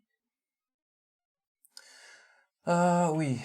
With your cuts on your hands and the bruises on your arms, it would not give the right impression. And I would hate for any of my clientele to perhaps recognize you. I am sure the officer who met such an unfortunate incident will not be here, as I believe he is in hospital, recovering, and is finding it very hard to breathe. So, but I believe he will probably make full recovery. So there will be no murder charge hanging over you.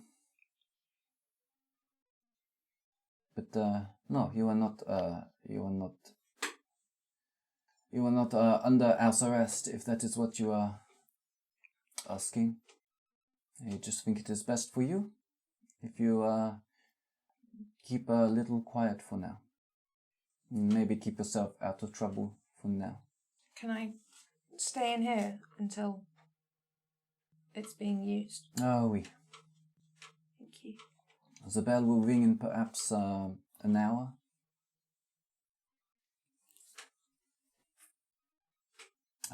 She heads out. So I'm presuming in that time, Rosalind has had the time that she has had with the journal, and she has read it all. Some of it was read in a bit of a state, some of it hasn't properly absorbed, but she has read all that was written. And she still just sits on the floor, listening to the sounds that remind her of home. And then it comes, and I get up and I pick it back up and I leave the room. And I go back downstairs to our bedroom. Do I pass the common room on the way? So you pass the common room door, but you don't have to walk past it. So if you're coming down the stairs, the common room door is in front of the stairs. I'm basically asking, would I see? Okay. No. So I go back to our room. What's Aggie up to? I'm sat there. I'm sat. Covered in breadcrumbs? Probably, yeah. Where's Thalia? I don't know. Are you quite well? Yes. Are you? Did you get back okay? Yes, I got back fine.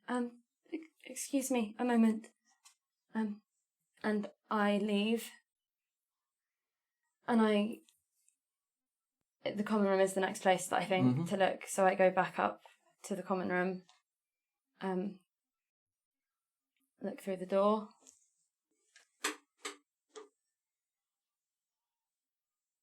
And that's why we'll take a break. Fuck you! Fuck you, sir! Oh my god! Oh my god, okay, this needs to be a very quick break because I'm gonna die.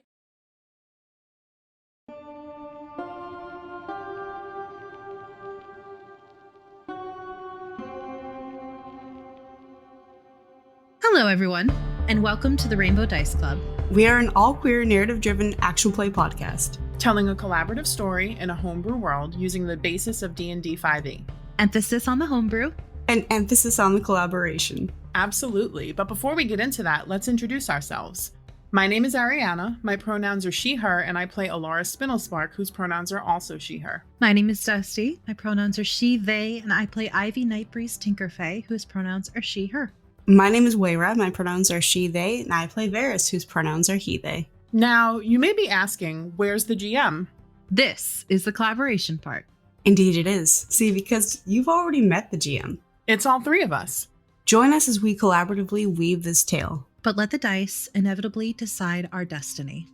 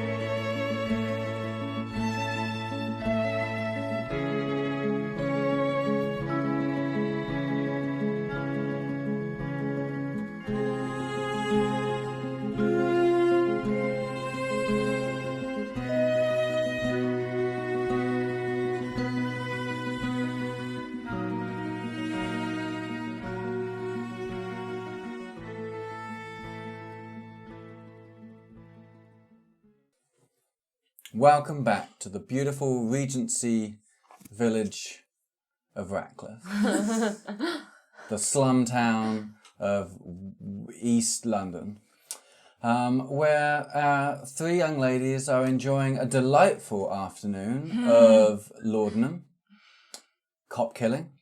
I and, did not kill a cop. Not yet. And reading other people's journals. Let's get back stuck in with Agatha. Hello. So you're laying there, you're munching, you're just enjoying this new experience of drugs. Very relaxing. Something you need after a really high stakes, intense, stressful afternoon. So you're now relaxing and your mind is wandering. And you think back to, your mind just wanders. And maybe about 4 years ago, you remember a time you were living in Lyme Regis? Lyme Regis.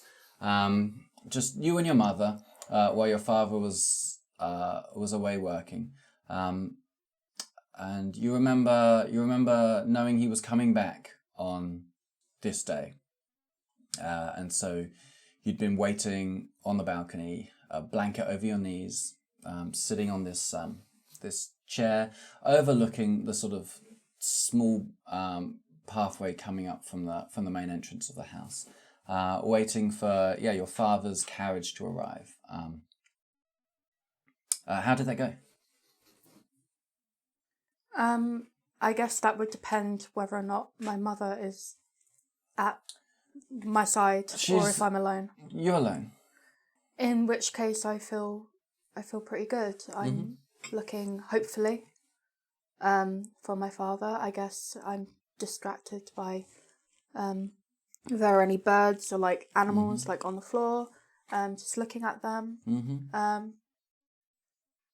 I guess I'm twiddling my thumbs while I'm waiting, and I'm just excited to see my father again because I love my father. In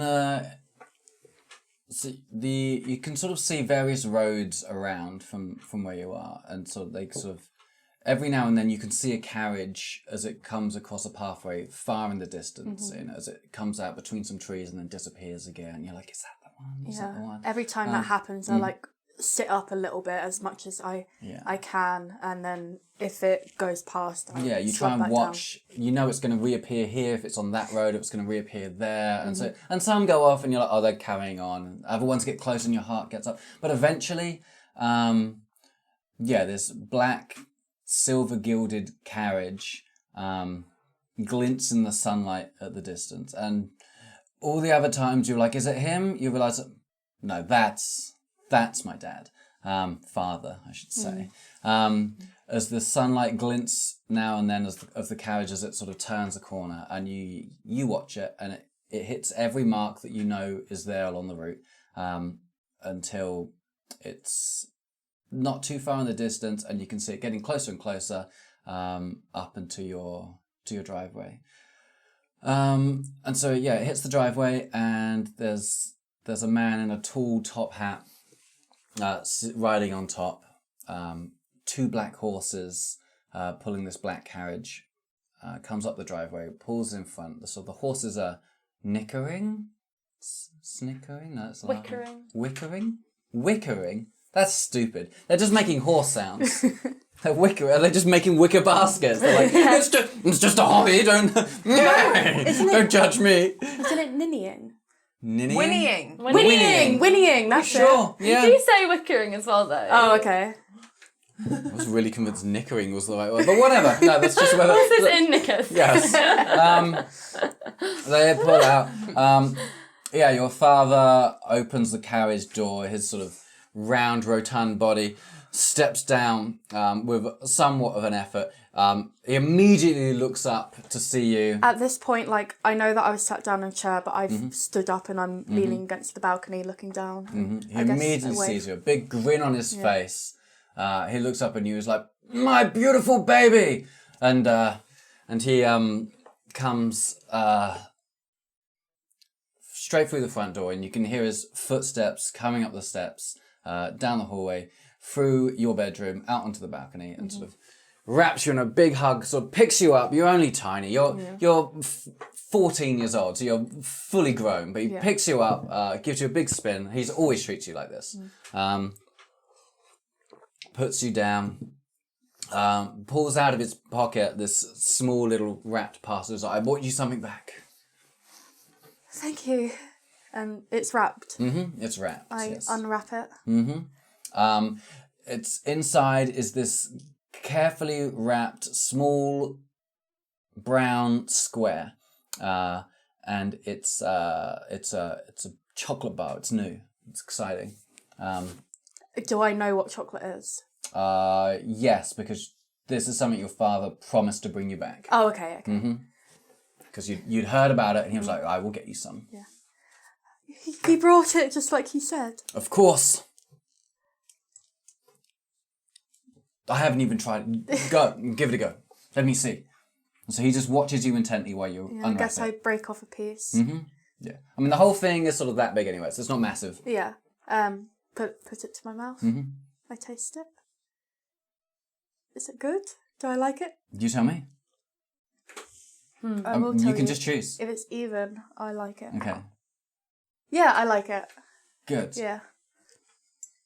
I break off another piece and I pass it to him. Try it. It's so really good. Thank you.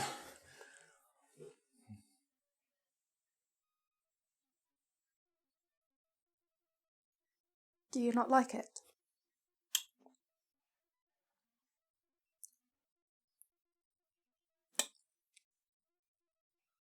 It's interesting. Perhaps it's an acquired taste. Perhaps. Not sure what all the fuss is about. Well, it's all the rage in London. And that's what people care about, I suppose. But if you like it, I'll find you plenty more. Yes, I suppose more for me. And how have you been? Are you feeling well? Yes, I've been a little bit ill, but I feel okay today. It was His hand up on your forehead. He was like, you feel, yes, there's a bit of a chill there. Yeah, but the thought of you coming home makes me feel better. Oh, the thought of you, my entire journey back has been keeping me on the edge of my seat. Let me go. Has your mother been looking after you well? Yes. Wonderful, wonderful. Come, I'll stoke the fires and we'll get a dinner ready for us. I'm famished. Yes. He disappears back into the house, and your memories sort of disappear with it, and you kind of take another bite of bread. Okay. In the meantime, you guys are making eye contact across the room. I'm still reading my book. I haven't noticed. Okay. Thalia.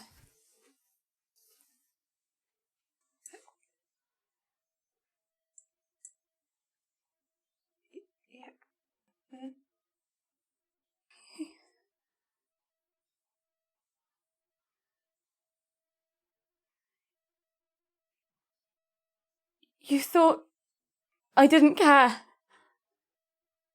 You thought I could have hated you.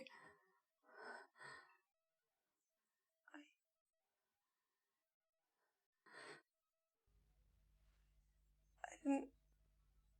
I had to. I'm sorry. And I don't expect anything from you, and I don't deserve anything from you, but I couldn't let you carry on your whole life and whatever is to come, thinking that I never cared, or that I couldn't see you anymore because I hated you when it was quite the opposite. And I can't believe that you thought I'd made myself quite clear to you when I have never been clear with myself or with anyone, but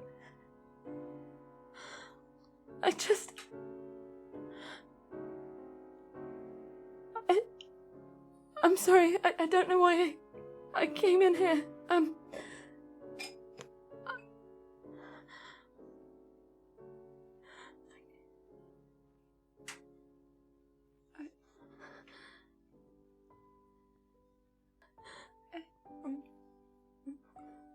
sorry.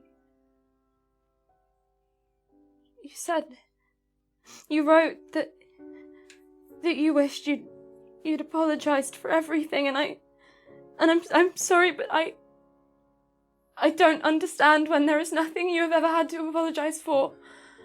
I don't understand when I will never be able to tell you how sorry I am. I will never be able to tell you how awful it has been. And I know it is no excuse, and it does not make it better, but I just need you to know that it has not been easy for me. And actually, I think I've realised that none of it was enjoyable. And none of it was real. And the only thing that's ever been real in my life was you. And I ruined it because I have always been too much of a coward to do anything. And I was too scared to love you. And I'm too weak to be without you, so I guess I don't know. But I'm just sorry, and I just hope that I've stood up by this point.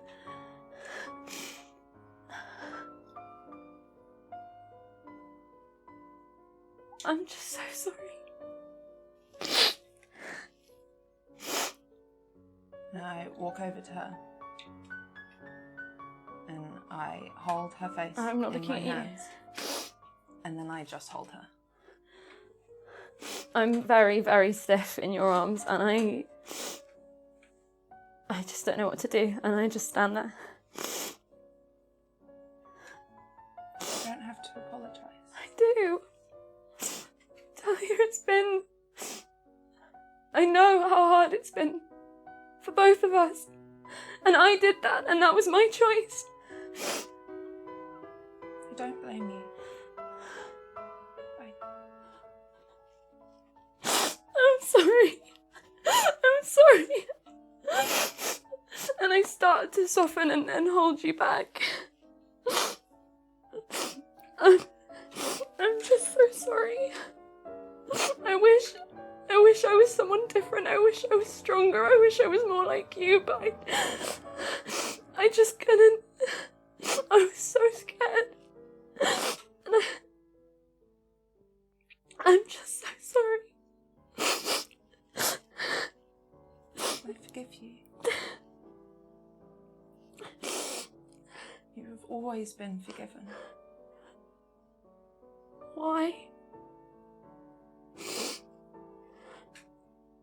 That's what you do when you love someone. I do, and I always have.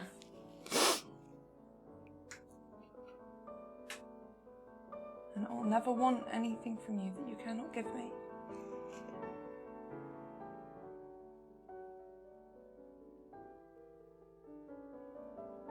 And I forgive you. Always.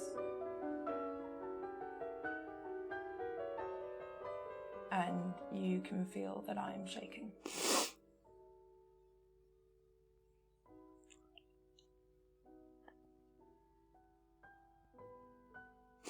I try to speak and I can't, so I just sort of like hide my head in your hair and your neck and I just stay there. I will do the same.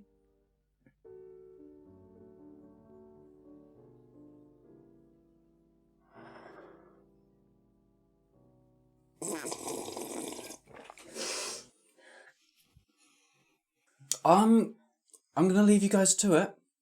I feel like you didn't realise I was in the room, and that's okay. This is Diamond has been sitting in the corner with a cup of tea, just sort of half frozen. She's like, I'm so sorry. but yeah, she takes us up. She just sort of backs out the door at the opposite side, kind of the way she came earlier, but your back was to her. I'm just like, yep, was never here. Click.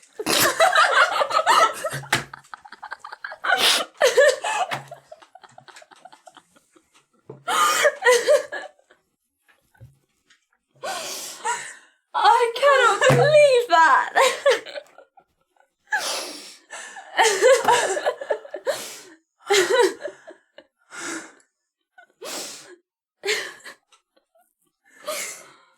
My goodness. I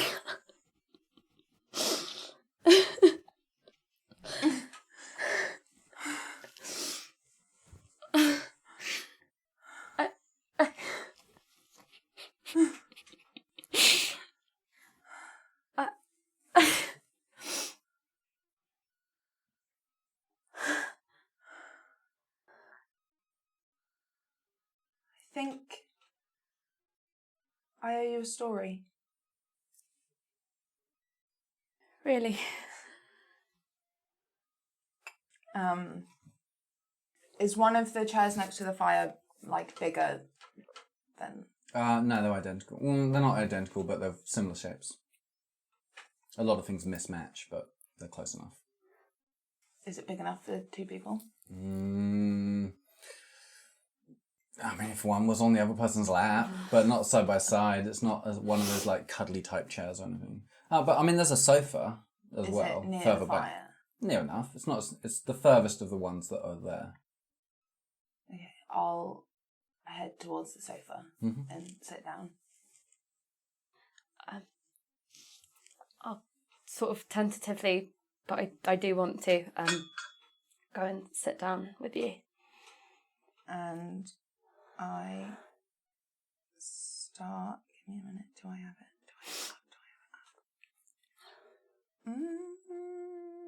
I think I got rid of it. Okay. And I start. Oh no! There it is. Sorry. We'll edit this out. Yeah. Ugh, it's not loading. Okay. And I start telling you the story of Snow White, like I used to.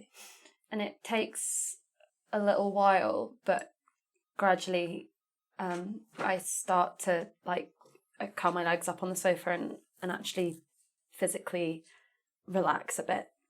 And I'm still sort of holding your journal. I don't want to let it go. Cool. About halfway through your story, I guess people start coming in. Do you stop or continue? Who's coming in? The boys, the girls. Then I stop. Is Zach's- Diamond okay. there? She's not. Zach's one of the first people in. Lulu. When Zach comes in, like, I'll sort of continue, but, like, Mhm. quietly, and as soon as anybody else comes in, I'm going to stop. Okay, cool. Yeah, it's when everyone comes in, I sort of start sitting up and fixing Okay. myself a little bit. Yep. So eventually, and it kind of goes very similar to the previous night. People start to congregate, loosen up. Madam Beatrice comes in, gives her little speech. Sort of looks at you guys and is like, I, like, give a nod and Mhm. I head out the room. I follow.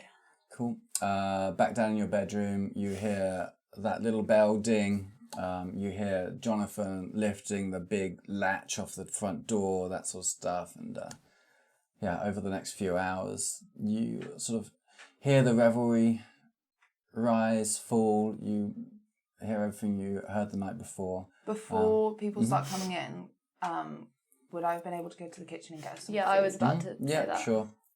I've just, like, got that and taken it back down to the room. Yeah.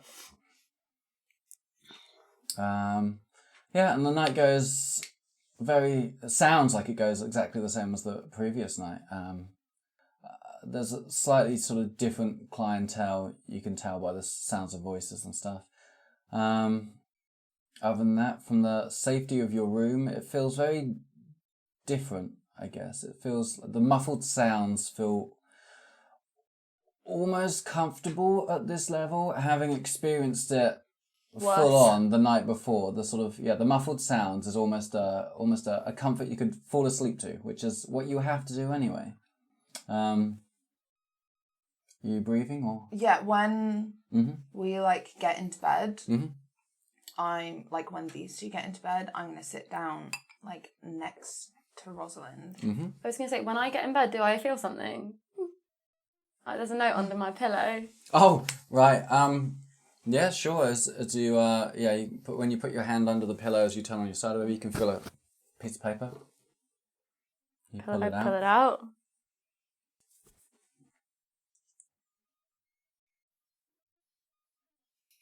When I see that, I'm going to, like... Turn off the light. I'm going to, like, turn away. Mm-hmm. Is this... You don't have to read it anymore, I suppose. Read it out loud. Rosalind. Rosalind isn't reading this out loud, this is for the audience. Mm-hmm. I am sorry for all the things I have done and for how unhelpful I have been. I know you feel you cannot read my journal, and I do not wish to push you to do anything. I know everything is a lot to handle at the moment, but I cannot think of anything except you. I just need to tell you, but I cannot find the words when I try to open my mouth. I do not expect anything in return from you, but please give me a chance to tell you.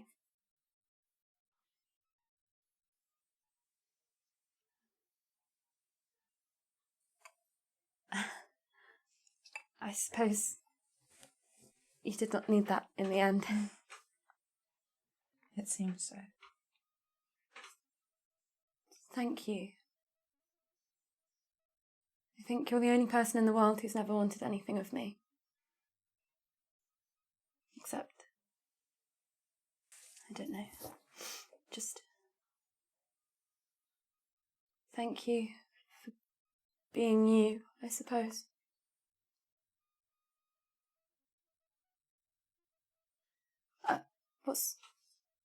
Is your hand all right? What happened?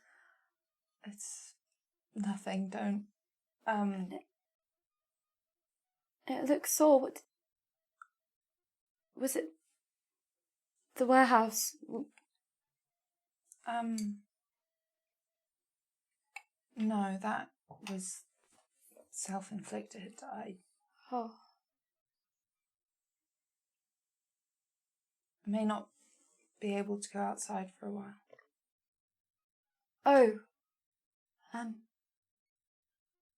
I see. Well,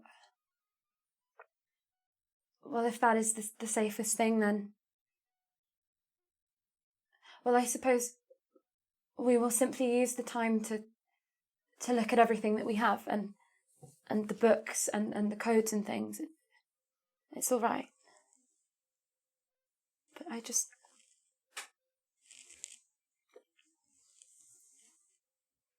I presume you've cleaned it and... Yes.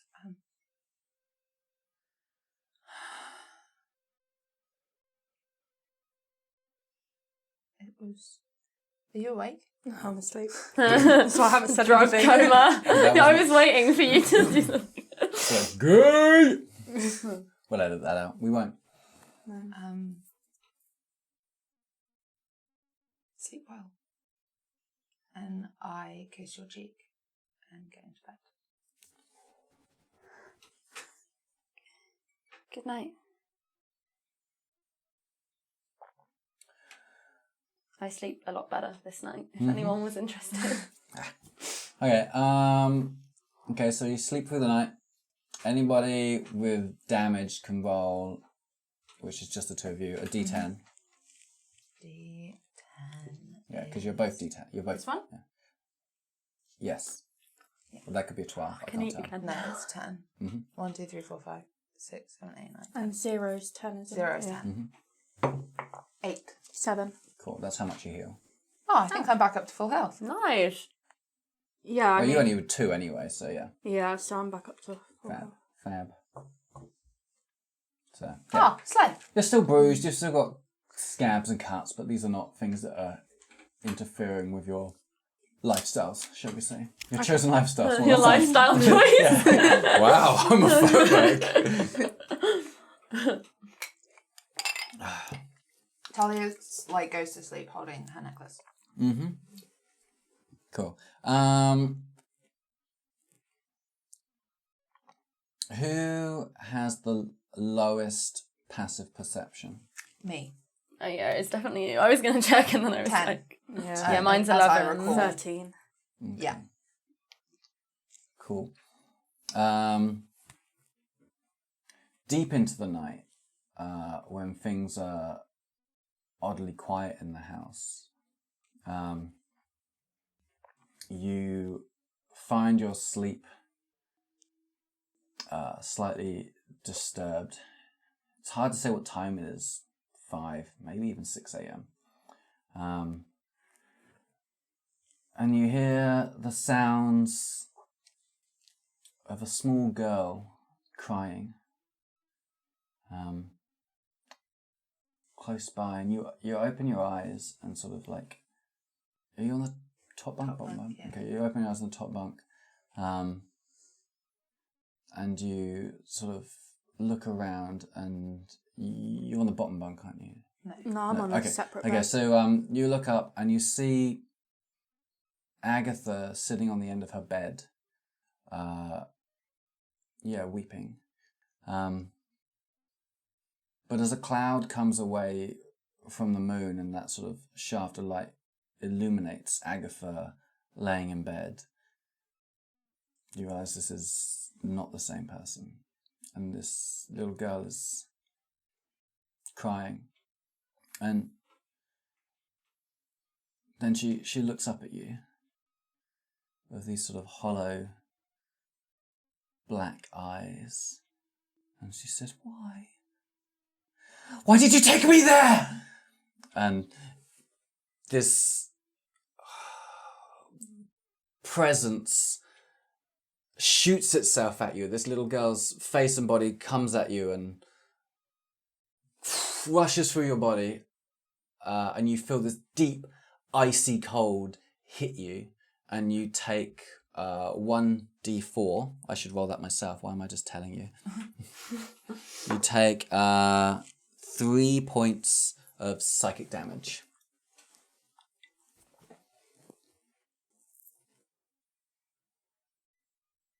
And she's gone? She's gone. Good luck getting back to sleep.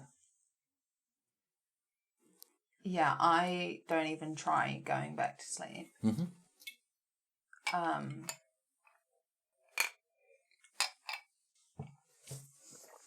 And does the voice sound familiar to the one in the cave? In the, cavern? Make, I guess, make, I guess, an investigation check? Wisdom check? I don't know. 20. Cool, that's high enough for whatever. Yeah, sure. Yeah, it could be. It does seem similar. You're like, yeah, that was a little girl's voice that you heard. And that was a little girl. Do you make any sounds as this thing hits you and causes you pain? I think I just sort of like gasped a bit. I was just like, but there wouldn't have been any like loud sound. Okay, so everyone else just remains asleep then? And the house is eerily cold and eerily quiet. I sort of stay frozen for a while, thinking things over, or just like trying to figure out what's happened. Mm-hmm. And I get up and I start to leave the room. Mm-hmm. And I find myself at the front door. Is it locked? Yes.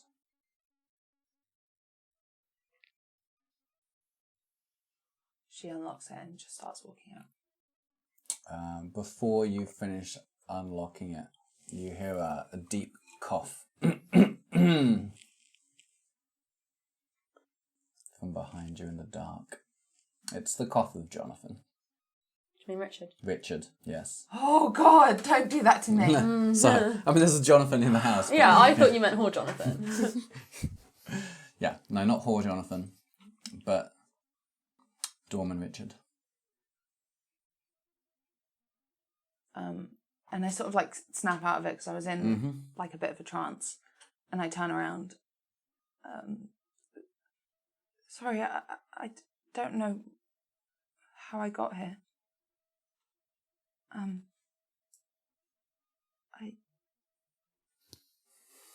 Haven't you got yourself in enough trouble already? I'm sorry, I didn't mean to.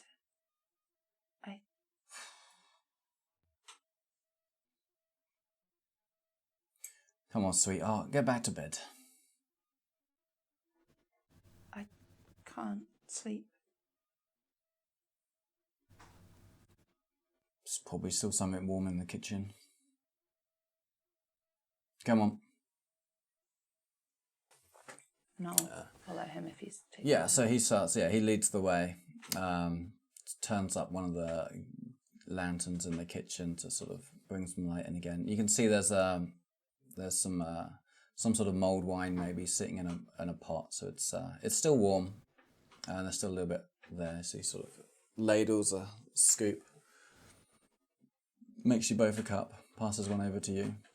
I'll like slowly sip at it. Mm-hmm. He sits down at the sort of large kitchen table. I'll join him, like across from him. You're certainly an interesting bunch. Yeah. Yes.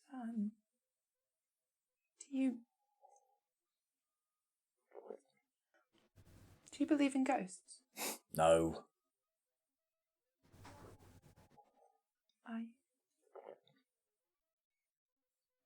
Do you?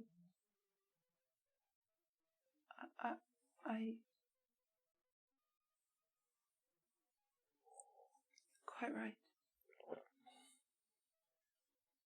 They certainly can't be real. No. Ghosts are just fairy tales. Things for frightened little girls. Kids. That wasn't... Can you tell me about...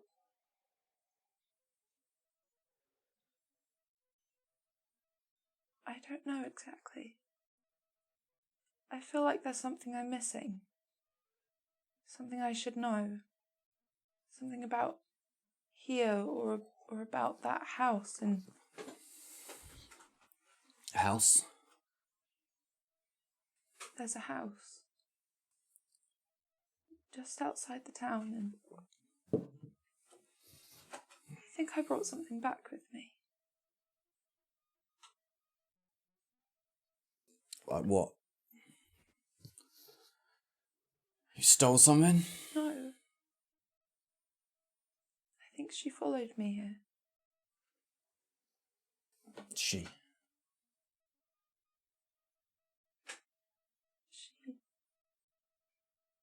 She asked me why I brought her here. Who? The girl. I'm sorry, I sound ever so foolish. What girl? I don't know. That's what I want to know. Was there a girl? I don't... Has there been any talk, anything about a young girl? Are we still talking about ghosts? There's no such thing as ghosts, girl. Ratcliffe might be a scary place, but it's the living you gotta be scared of. If you could humour me for a moment. Were there any stories? Anything in the news, any whispers of a little girl? Of a little girl ghost? Or just a little girl who... I don't know if anything happened to her, I mean, I'll level with you. People go missing on the daily round here. It's not an easy place to live, and if you're not careful, you'll be taken. Like... Yeah, people die. People go missing. Every day. Sorry, did I see what she looked like? Any colourings or anything? It's dark, and there was an ethereal glow. Glow's not the right word.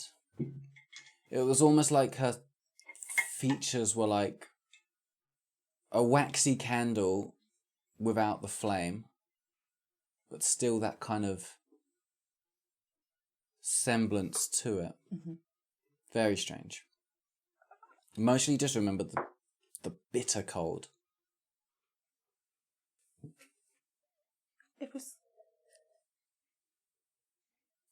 I think she was cold. I think maybe she was cold for a long time. You sure this wasn't just a nightmare? Well, I haven't woken up yet, if it is. Pretty sure I'm awake. I mean, it's a big and old house. It's not exactly in the best nick, is it? But She didn't come from this house. I don't think... Unless there's more than one, but... She came from the other house. Other house. Can I go out?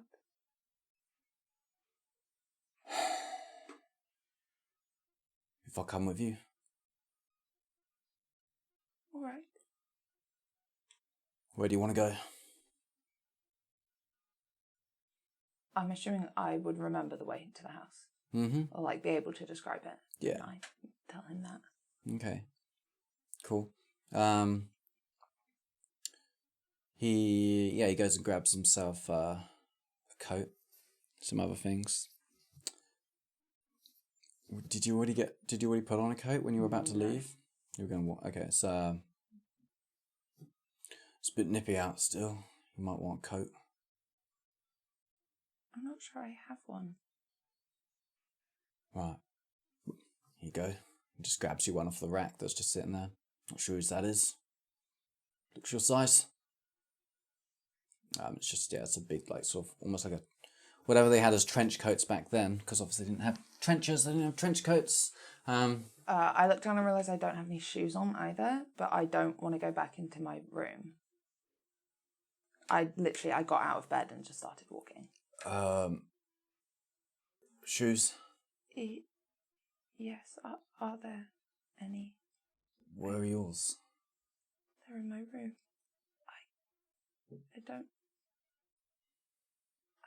I don't want to disturb the others. Wait here. Promise? He heads down and comes back with your shoes. Unlocks the door, locks it behind you both with a sort of separate lock and stuff, and lets you sort of lead the way. He's walking with a cane. You notice he clearly doesn't need one, but that's what he's walking with. And you, head down onto the main highway and continue walking as the sky changes from black to grey. I should clarify that if I've put my dress back on, if I had taken that off, then I've put the daggers back on as well, because they're just all sort of in there together. Mm-hmm. Cool.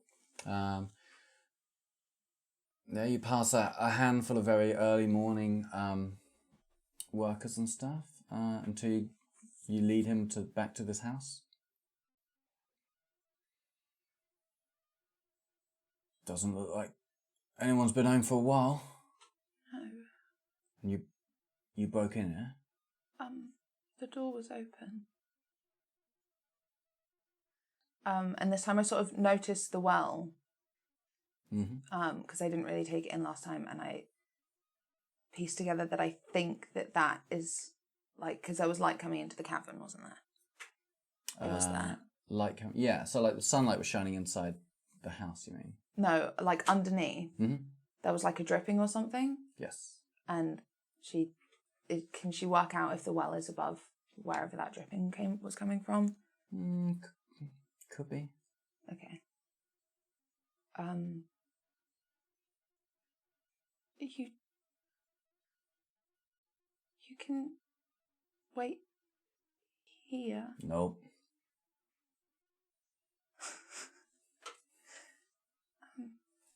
Okay. Why were you? I Are we ghost hunting? maybe. And I head towards the front door, Mm-hmm. and I will knock again. Cool. He lifts his walking stick up and sort of has it resting over his shoulder. There's no response. And I'll try the handle. Mm-hmm. It opens. I'll look back at him and head in. Cool. Everything seems, from what you can tell, exactly as you left it. The same faint smell coming up from the floorboards.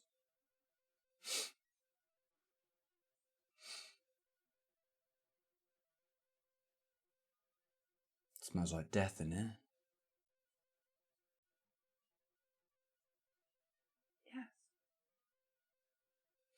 That's what it was like before. He walks over to the rug and pulls it back. What have you got yourselves into? We didn't do anything. It was like this before. Are we going in? I think I have to. Cool. He pulls back this floorboard door, trapdoor, that's the word. And again, that waft of rotting stench comes up, and he sort of...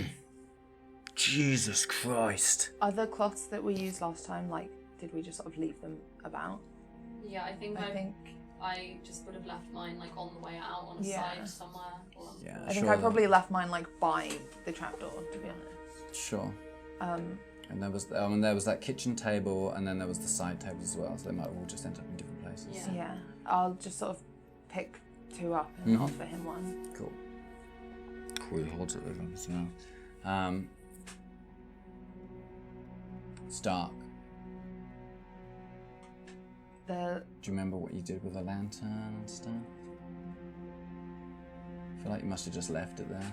Yeah, I think we left it down And there. you found matches or something, so...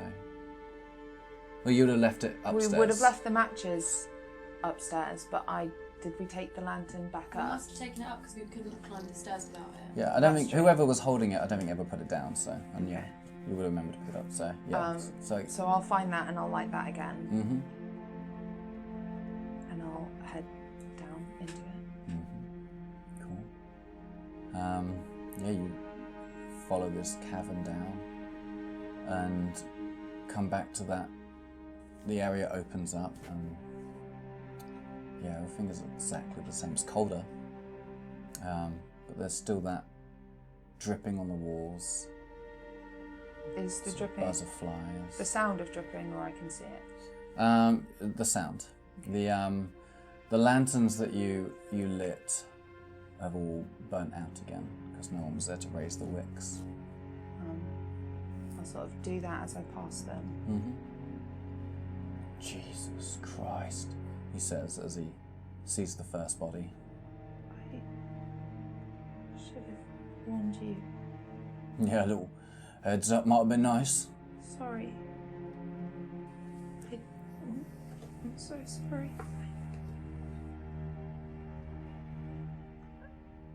He sort of steps over that body and over to the sort of altar-y type thing that was opposite, sort of looking at the candles and this engraving that's there. He looks at the coats hanging to the side, looks back over at you. What is all this?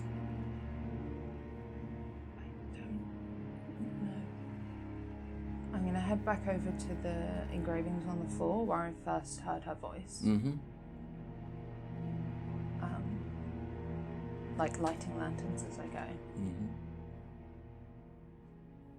And I'll set it down just outside of the circle, and I'm going to go like back into the engraving bit. And I want to like look around again just to like see if everything is exactly the same as it was. Seems to be. It doesn't seem like anything's moved.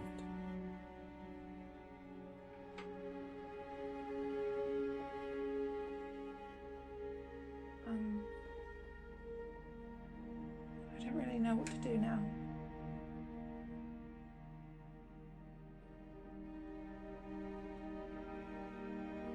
I mean, someone should probably report this. Not me, not you, that's for sure.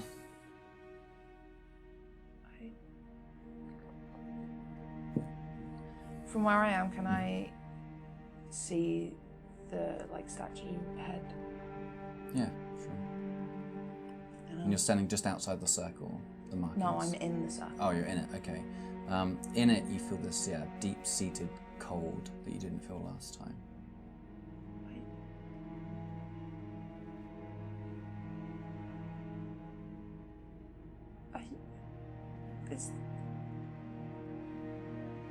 Is this where you're from? What? No. No, not you. I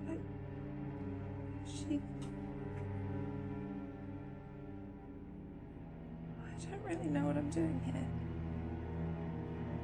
But I wanted to. She didn't want to be there. She didn't. I thought I don't know. She didn't want to be at the house. She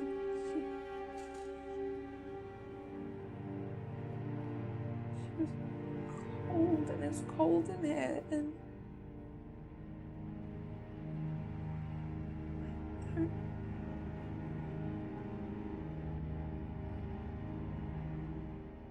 And I like look up and look at the head again. Just like into its eyes again for a second. Yeah, Richard starts to sort of wander around. He's mostly been watching you this time, but now he starts to sort of take in the rest. So he's sort of taking in the bodies, and then his view goes to, this strange broken statue and the markings on the floor, and he sort of pushes at things with his stick.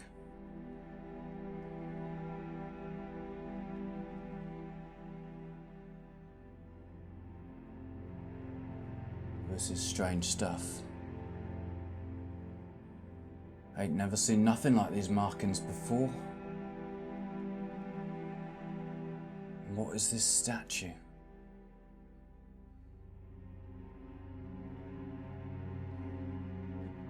Very strange. I don't like it. No. I ain't heard of nothing around here like this before.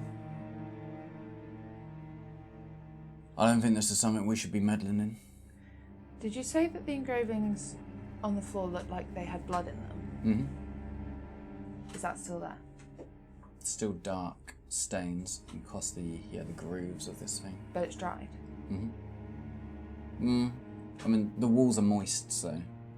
Yeah. It's dry, but also at the same time, like, it's wet for the second time. Right. If that makes sense.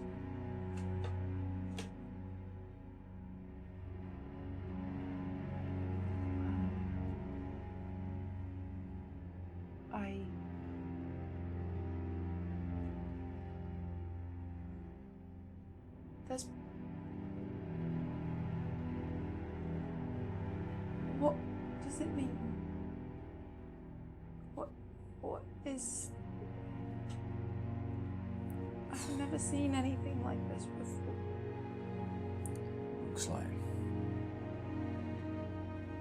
Looks like some sort of satanic witches. Bet it's witches. Or except they're men. What do you call a male witch? Oh, there isn't one. Men aren't witches. They ain't wizards. Devil worship, that's what this is. We should get out of here. Look at the markings, the pentagrams, the false idols. Oh, gives me the heebie-jeebies. It's cold in here. Feel it in my bones. We should go. I don't think... There's nothing here for us. Just, I don't want to get caught here by whoever did this. Why do you suppose there's blood over here? Blood. He sort of wanders over to sort of see where you're indicating. Here's, have you got the lantern still in your hand? So I placed it like just outside of the engravings. He picks the lantern up and sort of brings it into the engraving. Sort of hunches his shoulders as it sort of gets colder in there and sort of puts it down, gets on his hands and knees and sort of traces his finger along the in grooves and looks at it and comes away sort of,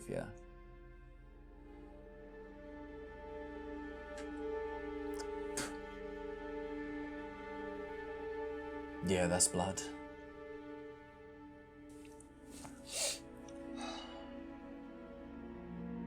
I don't like this at all. We should go tell Madame Beatrice. She'll know what to do. She knows everyone around here. If she knows anything, she'll know what's going on here. Or what was going on here. Someone clearly put a stop to it. It's a lot of blood.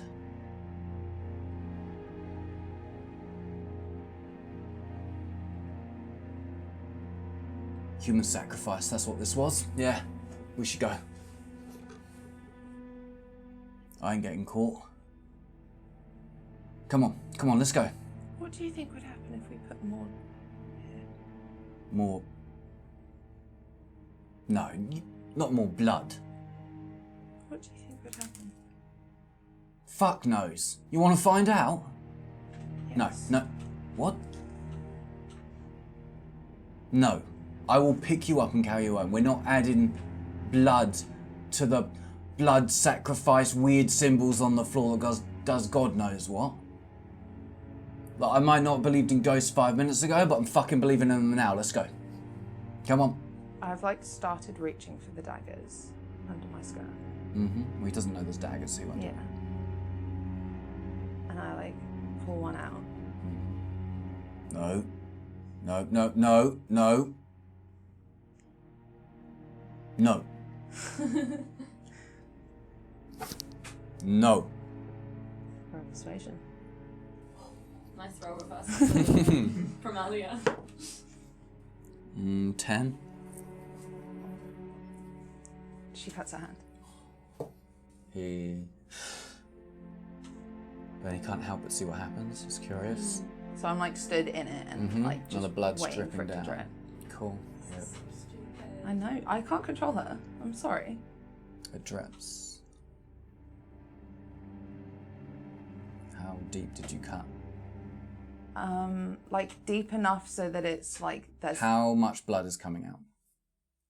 like it's not like gushing. It's not gushing, so it's just drips. Yeah, but it's like More than a dripping tap?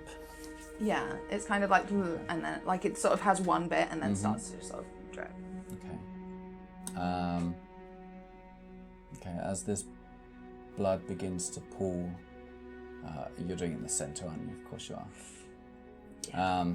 Into this central sort of pupil engraving.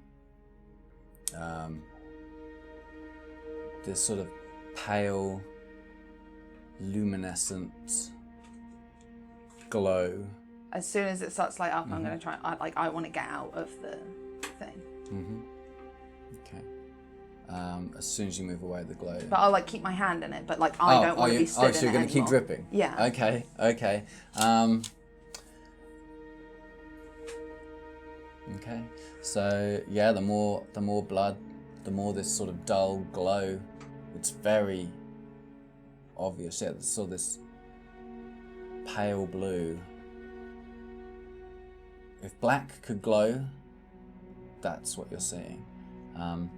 As blood begins to slowly ooze around the engraving of this eye, and it sort of, each section starts to have a sort of glow to it as the blood keeps trickling further and further out.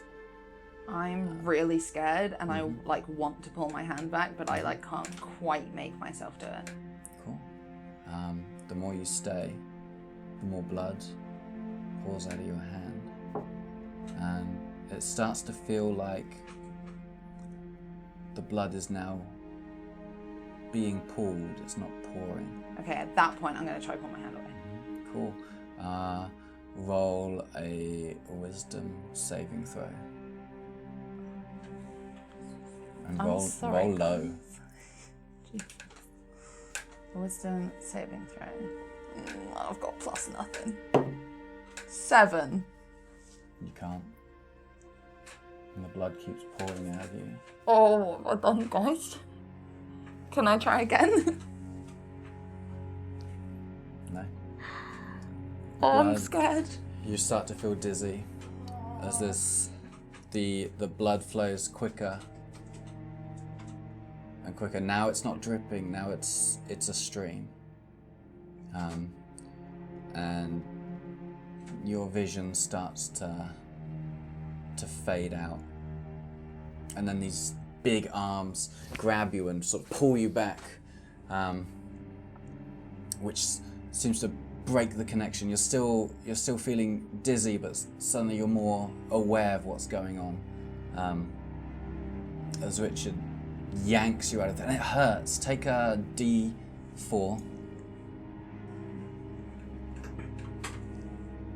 Mm-hmm. 3.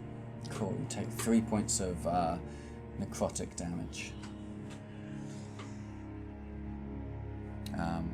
And that sort of pain brings you back to your senses as he's pulled you out of this engraved symbol.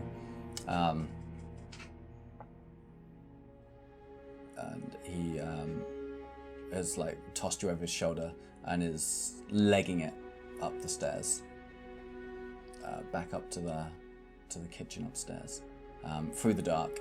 He just runs his hand. You can hear his hand running along, so he knows which way he's going. Gets back up the stairs, slams the thing shut,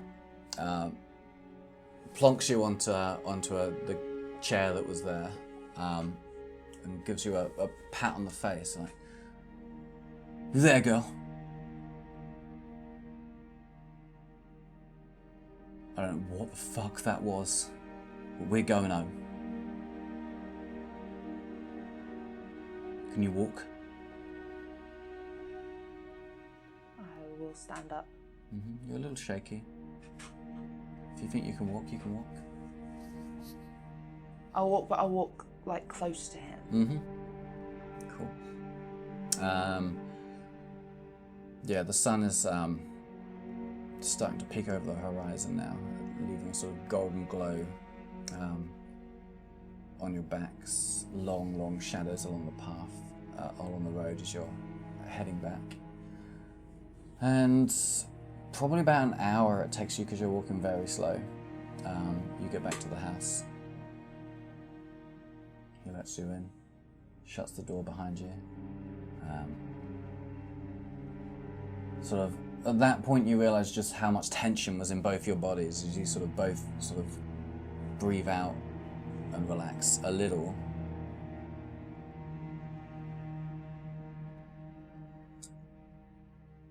Right, I'm not gonna wake Beatrice, but God, you look pale.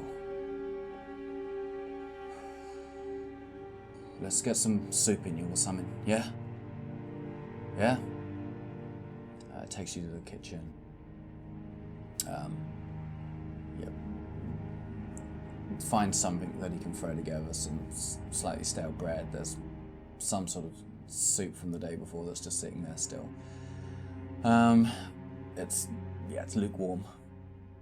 But he has you eat it, and that helps. I think you should get some rest. I'll fill Madam Beatrice in later when she wakes up, and I think we'll get together and have a bit of a discussion.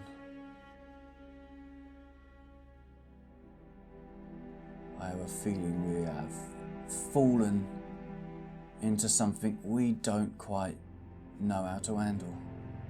Madam Beatrice will. No, she won't. She knows everything around here. I'm sure it was nothing. It was some weird, peculiar whatever, but I don't like it. And there's no point worrying her about it. If you think it was nothing.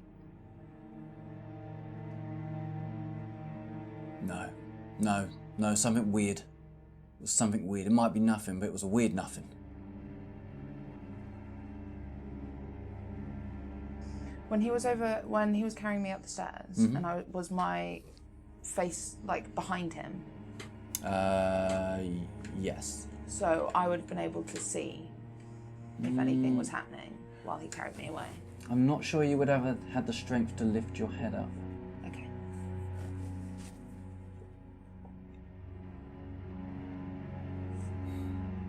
Yeah, he sort of sits with you while you eat. Do you eat? Okay, he pushes you to eat as much as you're willing to put up with him doing. And then he sort of, leads you back down to your bedroom. Doesn't go in, but sort of opens the door and be like, you need some rest, we'll deal with this later. I'll go in and I'll sit at the vanity. Just sit. Cool. Yeah, there's enough light coming in so that you can sort of see your general sort of... I'm not looking at myself. I'm just like, I'm sad. Okay. The other two of you continue to sleep soundly. Agatha sleeps through the night. There is some snoring. I was going to say, when I woke up, I realised that my necklace that I always wear, which I turned into a bracelet, has snapped during the night. You rolled on it. I rolled on it. And I feel sad because my father gave me this necklace and now it's broken. So I just pick up the beads and I put it to the side. But that's it. time is it around when they're back and Taya's just sitting there? Like, is it... 7:30? Yeah. Maybe 8 o'clock by now. Okay, I guess, yeah, Rosalind's waking up as well then. And she just sort of lies there for some time, sort of as everything that has been going on with her the last few days, like catches up again. And then I roll over to get out of bed. Are you still at the vanity? I sort of push back the covers, so are you alright?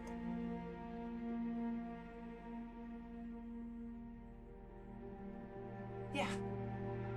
Can I see, from the angle of the bed, would I be able to see Talia's reflection in the mirror? You can see a reflection. What? What can I see? Oh no, it is her. My mistake. Once you blink the dust out of your eyes, I'm like, yeah, that's her reflection. Does she look okay, or does she look unwell? Very dark eyes. Very pale. Paler than normal. Are you sure you're alright? Have you been sat there all night?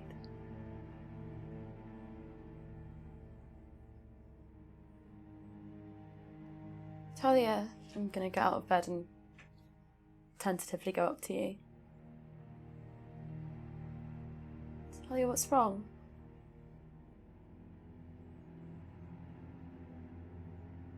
I'm fine. You don't seem it. Have you slept at all? Yeah, I slept for a while.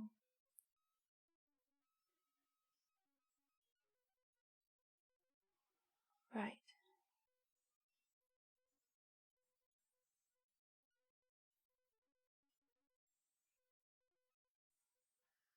Is there blood on your arms, or did you wash your hands? Nope, I just came in and sat, unless Richard maybe washed my hands or cleaned anything.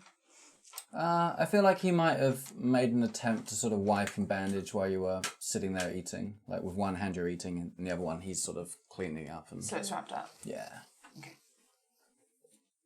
So it's wrapped up, the wound. Yeah. Is that? Is it the same hand that? Nope. I held out that Right, hand, but I okay. meant to hold out this hand Okay. because she would have held the dagger in her left. Okay. But I'm not left-handed. Okay. So what's that?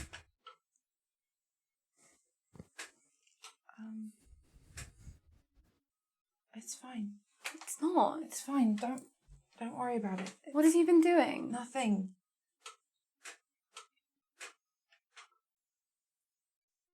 Talia, you don't look well.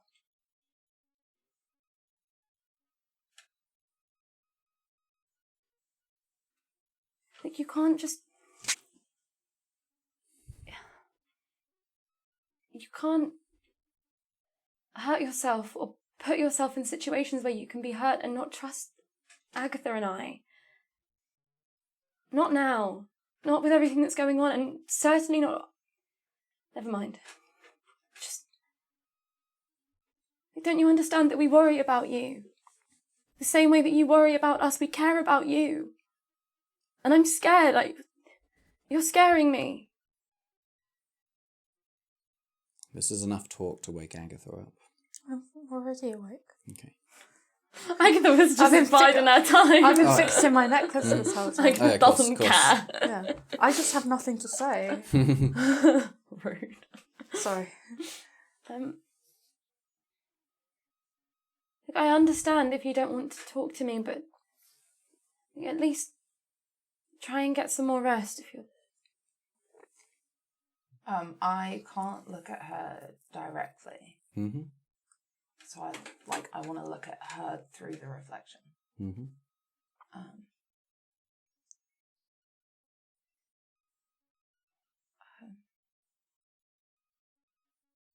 We're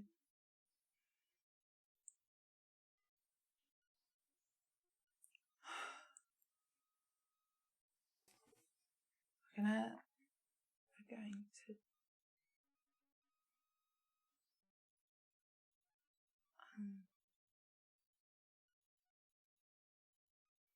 I have to speak to Madam today. Oh. All right. I don't know if they'll bring you lot in as well. Well, that sounds rather foreboding. What about?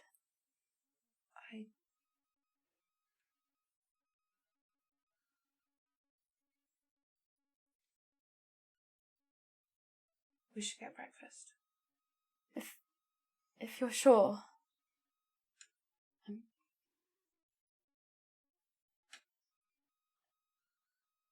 I suppose, yes, we'll be able to find some things in the kitchen still. Should know I'm still in the coat and the shoes. Oh. Sorry. Well, then I didn't. That whole conversation was wrong. Sorry, I realised that you probably didn't realise that. No! It's still half dark. Not a lot of light comes in through that bedroom window. It's only a little slim one at the top. I don't know how to rectify this. Sorry. Doesn't need rectifying. It is what it is. Okay. Maybe I just got cold. I just didn't. That was why she was so concerned. She was just not. Maybe she just thought it was a trying dressing not to gown. Freak her out. No, I knew what that was. Because I know Taya doesn't have a dressing gown. But, All sorts of things in this house that you can help yourselves to. I suppose. Men. What? Gross.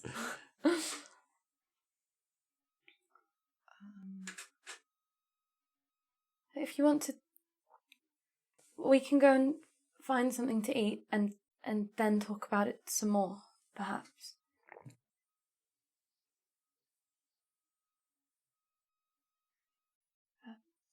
Agatha, are you awake? Yes. Do you want to come to the kitchen and try and find something to eat? Yes.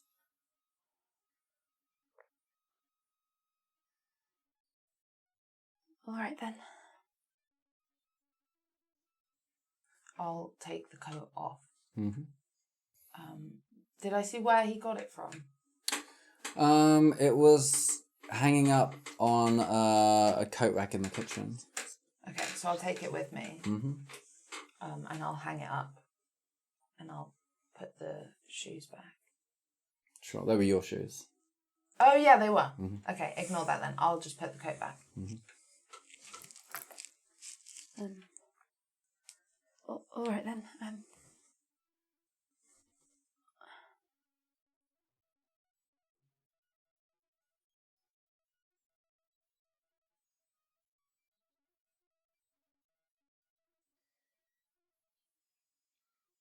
So I sort of very quickly get dressed to go up to the kitchen because we've not mentioned it, but I assume we're all sleeping in our like shifts because yeah, Rosalind's not sleeping in her clothes anyway. Oh, that's a good point. When I took my coat off, I was...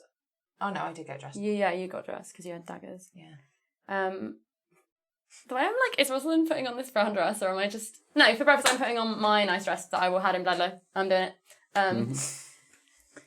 But I'm not going to do any of my normal things that I do to get ready before I leave, my respective bedroom. I just want to get up to breakfast as quickly as possible for Rosalind, Mm-hmm. I mean, I never got out of my clothes last night. Sure. So No.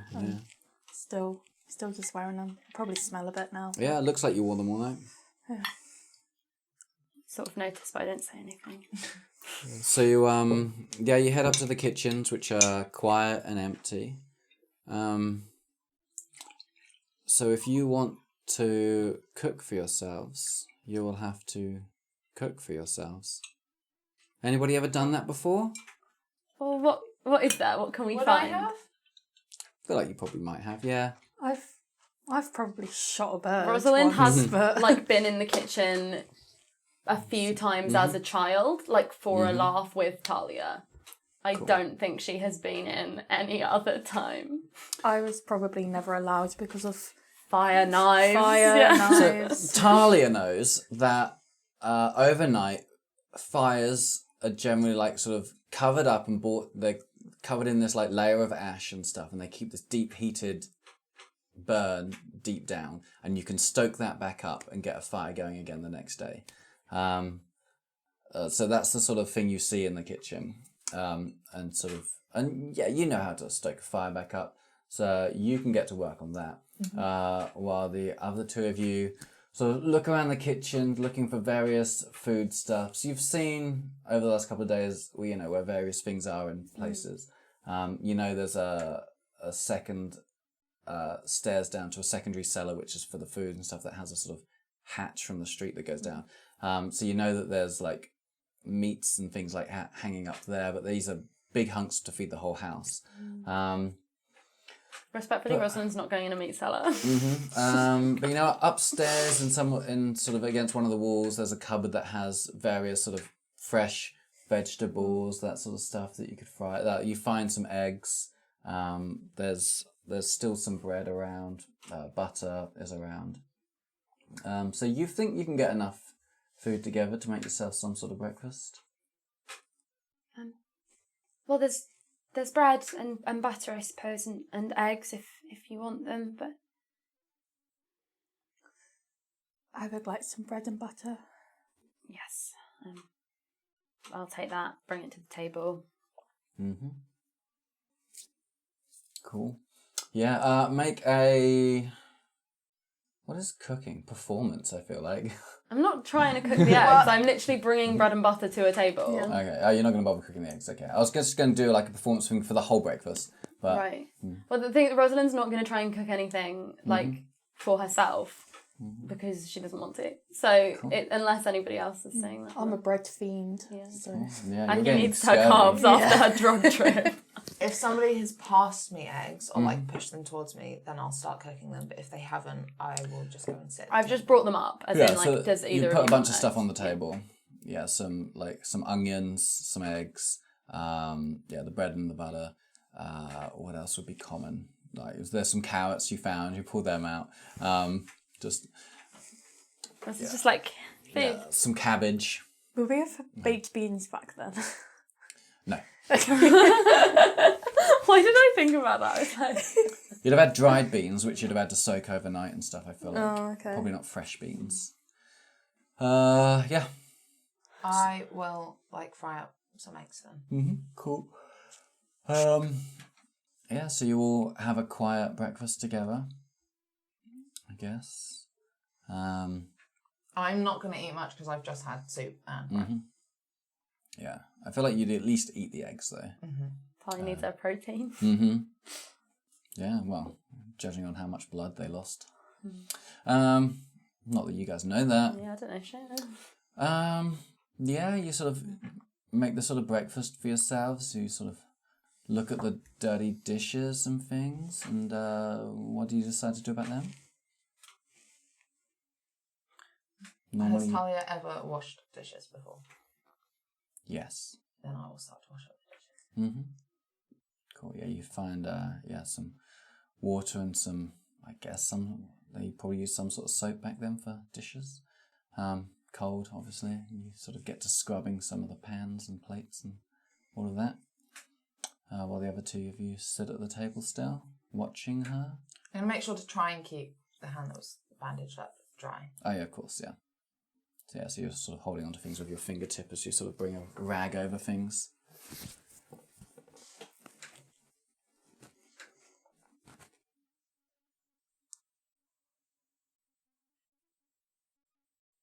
I'm doing that in silence.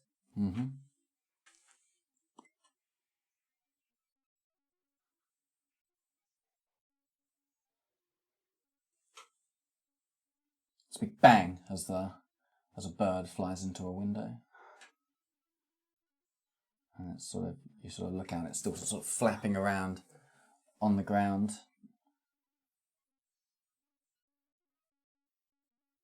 And then it stops.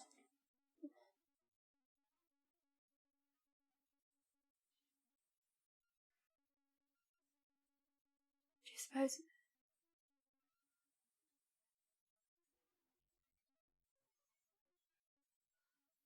What type of bird is it? Can we tell? It looks like a crow, maybe a raven. Of course it is. Jesus. I thought it was a pigeon. It was not a pigeon. And as you sort of if you're watching this sort of bird that goes through its sort of last death twitches and then moves to stillness, then it seems like an owl up past its bedtime sort of swoops down, grabs this bird, and it's gone again. It just disappears, taking its impromptu dinner with it. Goodness.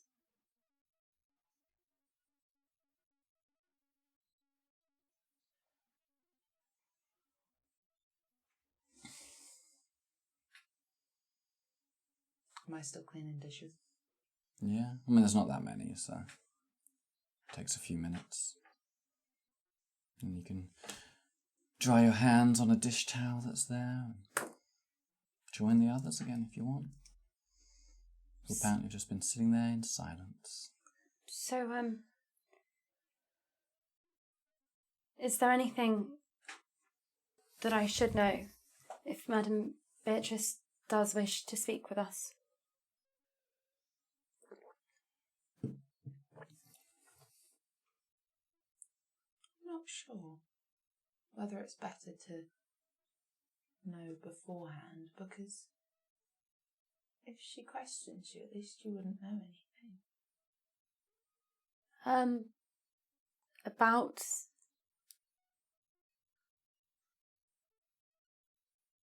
I went back to the house. When? Last night, this morning? While we were asleep? Yeah. Thalia! Were you alone?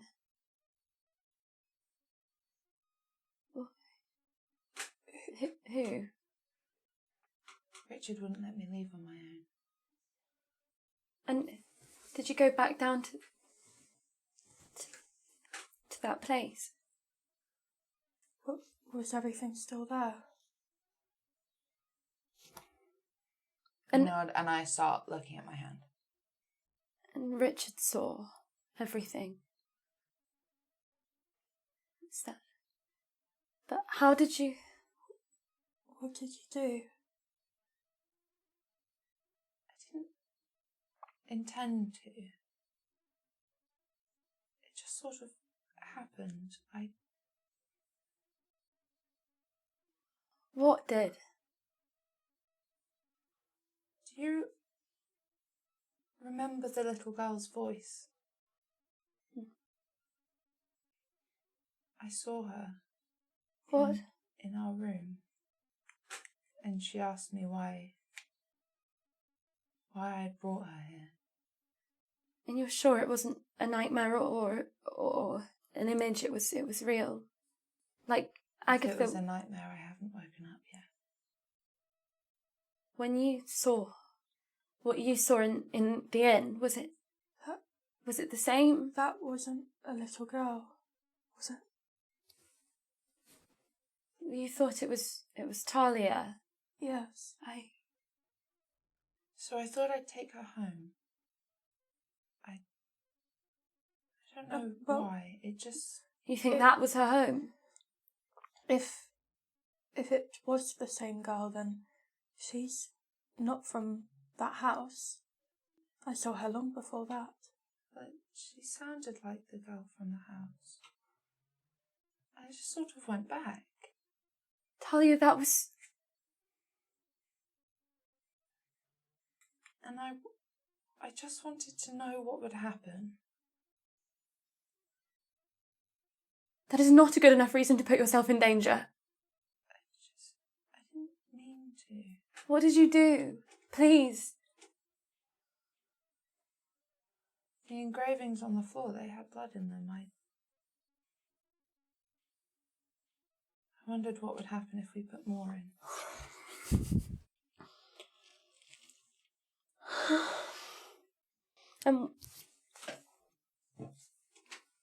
What did? It lit up. And the more that went in, the brighter it got.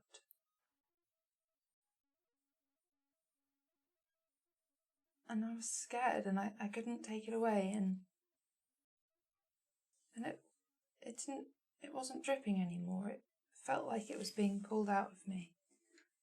Pulled? And I tried to pull my hand away and I couldn't. Pulled like a string. I don't know exactly, just like it was being, like it was being pulled out. But Richard pulled me away and carried me upstairs and made me come home. Not that this is home.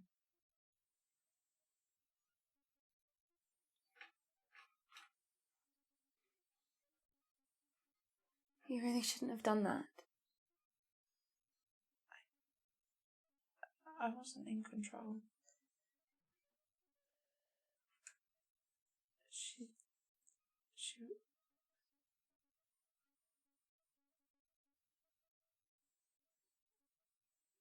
Sorry.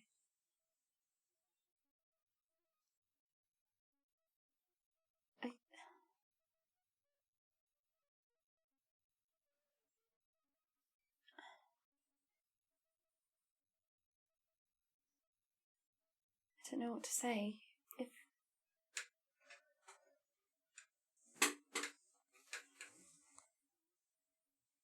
If it is the same thing that you saw at the inn, then it seems it does not want to leave us alone.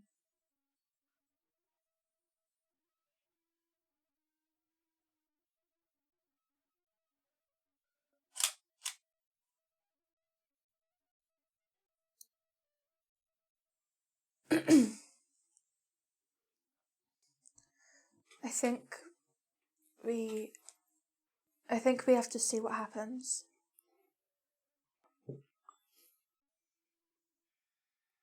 And in the meantime, Richard has seen that place and everything there, and he saw it light up, he said. And I suppose he's telling Madame, and that's what she will want to speak to us about. Well, what do we do? Do we tell her it's something to do with our fathers? Or?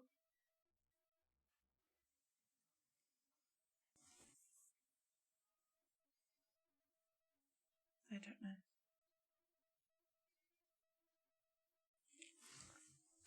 Would she even believe us? I don't know. She'll believe Richard. That's true.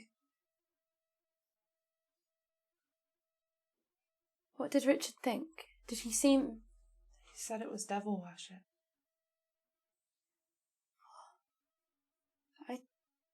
I suppose it was like a church, but not.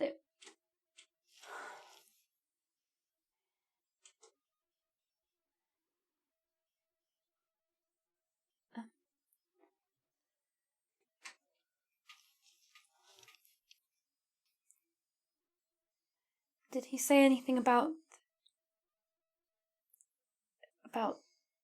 the lighting up or the ghost?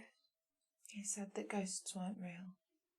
But then he said maybe 5 minutes ago he didn't think ghosts were real, but now I don't remember exactly.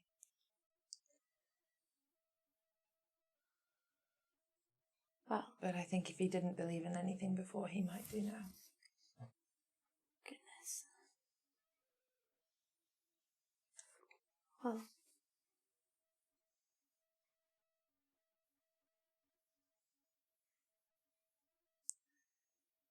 I think I need to lie down. Yes, I think that is wise.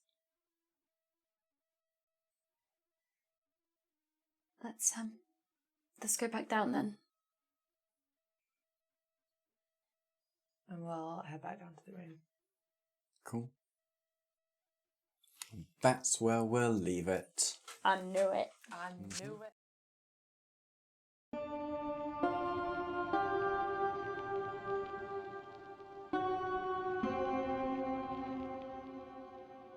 Hello, everyone, and welcome to the Rainbow Dice Club. We are an all-queer, narrative-driven action play podcast. telling a collaborative story in a homebrew world using the basis of D&D 5e. Emphasis on the homebrew. An emphasis on the collaboration. Absolutely, but before we get into that, let's introduce ourselves. My name is Ariana, my pronouns are she, her, and I play Alara Spindlespark, whose pronouns are also she, her. My name is Dusty. My pronouns are she, they, and I play Ivy Nightbreeze Tinkerfay, whose pronouns are she, her. My name is Wayra, my pronouns are she, they, and I play Varys, whose pronouns are he, they. Now, you may be asking, where's the GM? This is the collaboration part. Indeed it is. See, because you've already met the GM. It's all three of us. Join us as we collaboratively weave this tale. But let the dice inevitably decide our destiny.